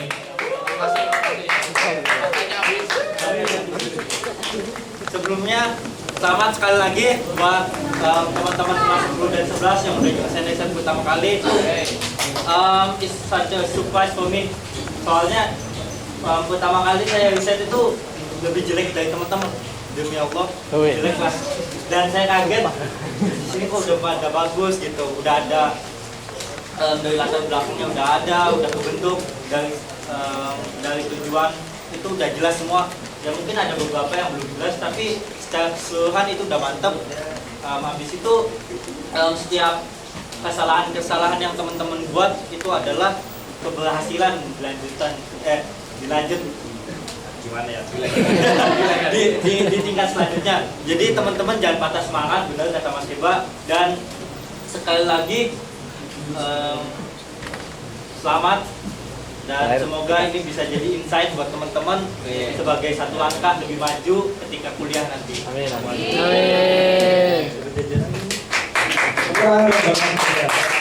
Jadi dari kelas 12 sudah, ini kelas 11. Dari perwakilan kelas 11 siapa? Mengucapkan selamat pada teman-teman kelas 10 dan kelas 11 dan terima kasih kepada kelas 12 yang telah menghadiri presentasi kita hari ini. Kesan-kesannya semangat buat kelas 10 dan kelas 11 karena tahun depan riset terakhir kita. Setelah itu kita bisa diskusi dengan yang lain. Yaudah, intinya semangat buat semuanya. Semoga kita bisa ngajuin apa ini? Riset. Bisa masuk opsi. Amin. Opsi. Aku trauma dengan opsi. Nah, untuk kelas 10 yang selanjutnya bisa lolos ke opsi ya. Biar Jadi kalau opsi dan kalian biaya jati diri maupun tim ya, ini adalah bentuk apresiasi kami ya. Untuk ini akan ada 3 kategori ya. Yang pertama adalah riset paling inovatif ya, kemudian yang kedua adalah riset paling komunikatif, dan yang ketiga adalah riset yang paling dedicated ya. Yang inovatif itu yang mana? Yang idenya baru, yang punya inovasi baru, dan kedepannya itu masih banyak ruang untuk berkembang. Artinya penelitiannya masih bisa dikulik lagi ya, itu yang inovatif. Kemudian yang dedicated itu yang mana? Yang dari segi proses sampai dia ke hasil itu membutuhkan effort yang luar biasa ya, butuh kerjasama yang solid ya, butuh dana yang, kalau dana sedikit ya karena dananya beda-beda ya, enggak, tapi dia butuh effort yang luar biasa untuk menjalankan risetnya ya. Banyak kegagalan, penuh juga tantangan ya, tapi dia tetap bisa menyelesaikan itu dengan hasil yang tentunya baik ya. Itu yang dedicated. Nah kemudian yang terakhir ada yang komunikatif ya. Nah, yang komunikatif itu khusus penilaiannya kita menilai dari presentasi hasil risetnya. Komunikatif itu tidak hanya dari verbal, dari apa yang dia bicarakan, tapi juga apa yang dia presentasikannya. Kita mudah mengerti, kemudian penyampaiannya juga lancar, komunikasinya lancar, cukup percaya diri, artinya public speakingnya bagus, ya. Jadi ada 3 kategori itu. Oke, saya akan umumkan untuk yang pertama. Nanti tolong maju ya, yang diumumkan ya. Oh iya. Oke, saya akan umumkan yang pertama adalah yang most communicative, ya. Siapa dia? Oke, riset komunikatif atau most communicative untuk kali ini jatuh ke riset jati diri dan untuk namanya adalah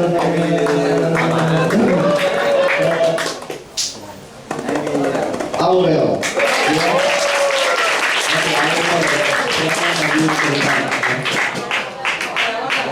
Aurel Putri ya, jadi diri. Coba sampaikan masuk. Ya. Oke, yang kedua. Yang untuk most inovatif dulu ya.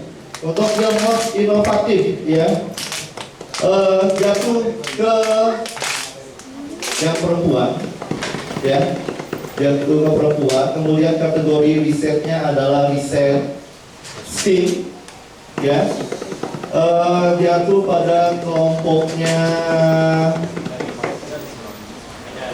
Ilen, Naira, dan Aurel.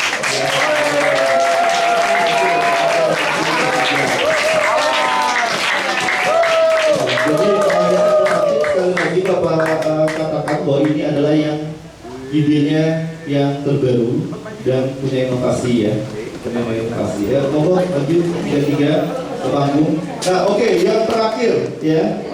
Dedicated ya, yang membutuhkan perjuangan yang luar biasa, membutuhkan kerjasama yang luar biasa dari prosesnya. Mereka melakukan itu ya, sudah saya spill, mereka artinya tidak sendiri ya, berarti bukan jati diri. Itu jatuh ke riset STEAM lagi ya, itu jatuh ke kelompoknya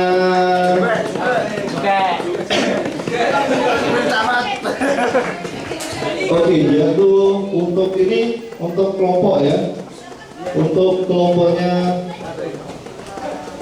Riva, buat Riva ya.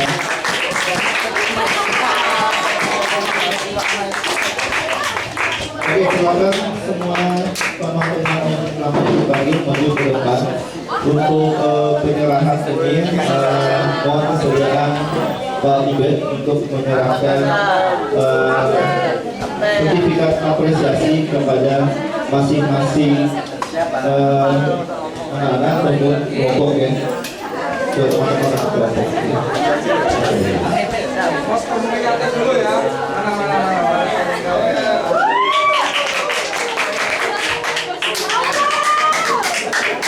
ya, ini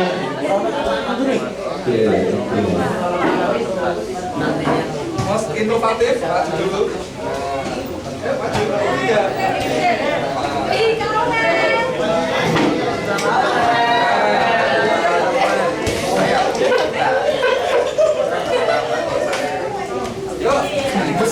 Effort ya ini ya.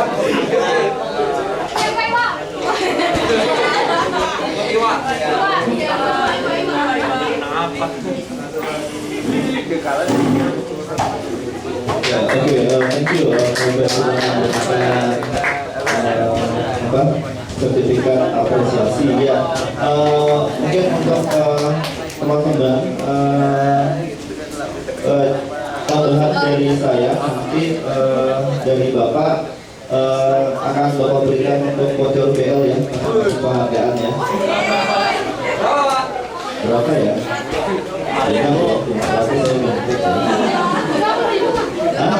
Enggak.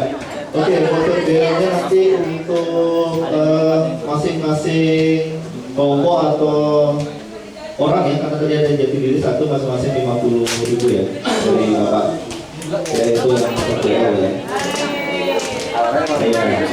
Oke ya, itu saja teman-teman. Saya rasa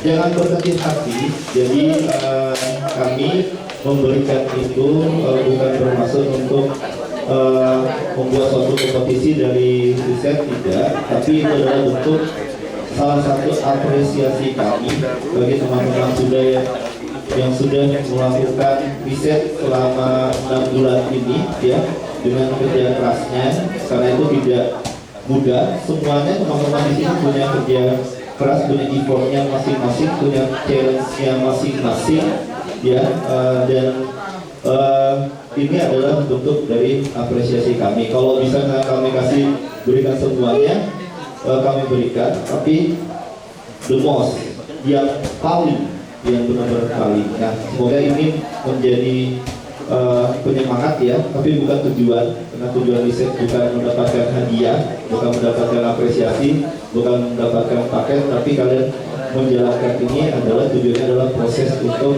mengembangkan diri teman-teman untuk kebaikan teman-teman di masa depan. Itu tujuan goal finalnya ya. Jadi ketika nanti terdapat riset, tujuannya bukan hanya apresiasi ya. Oke, itu kemudian sedikit pengumuman untuk next riset kelas 10 itu akan skip ya, dan kelas 11 we back to jati diri ya. Saya rasa itu dari saya kembalikan ke Nasril dan Fina. Thank you.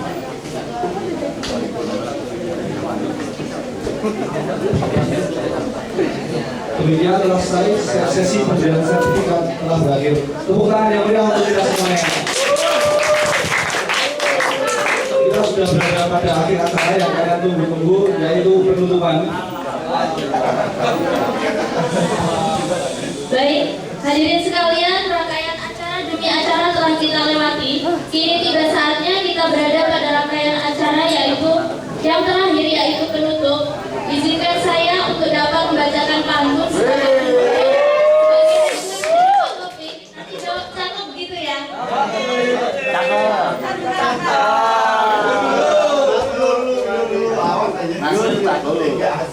Pada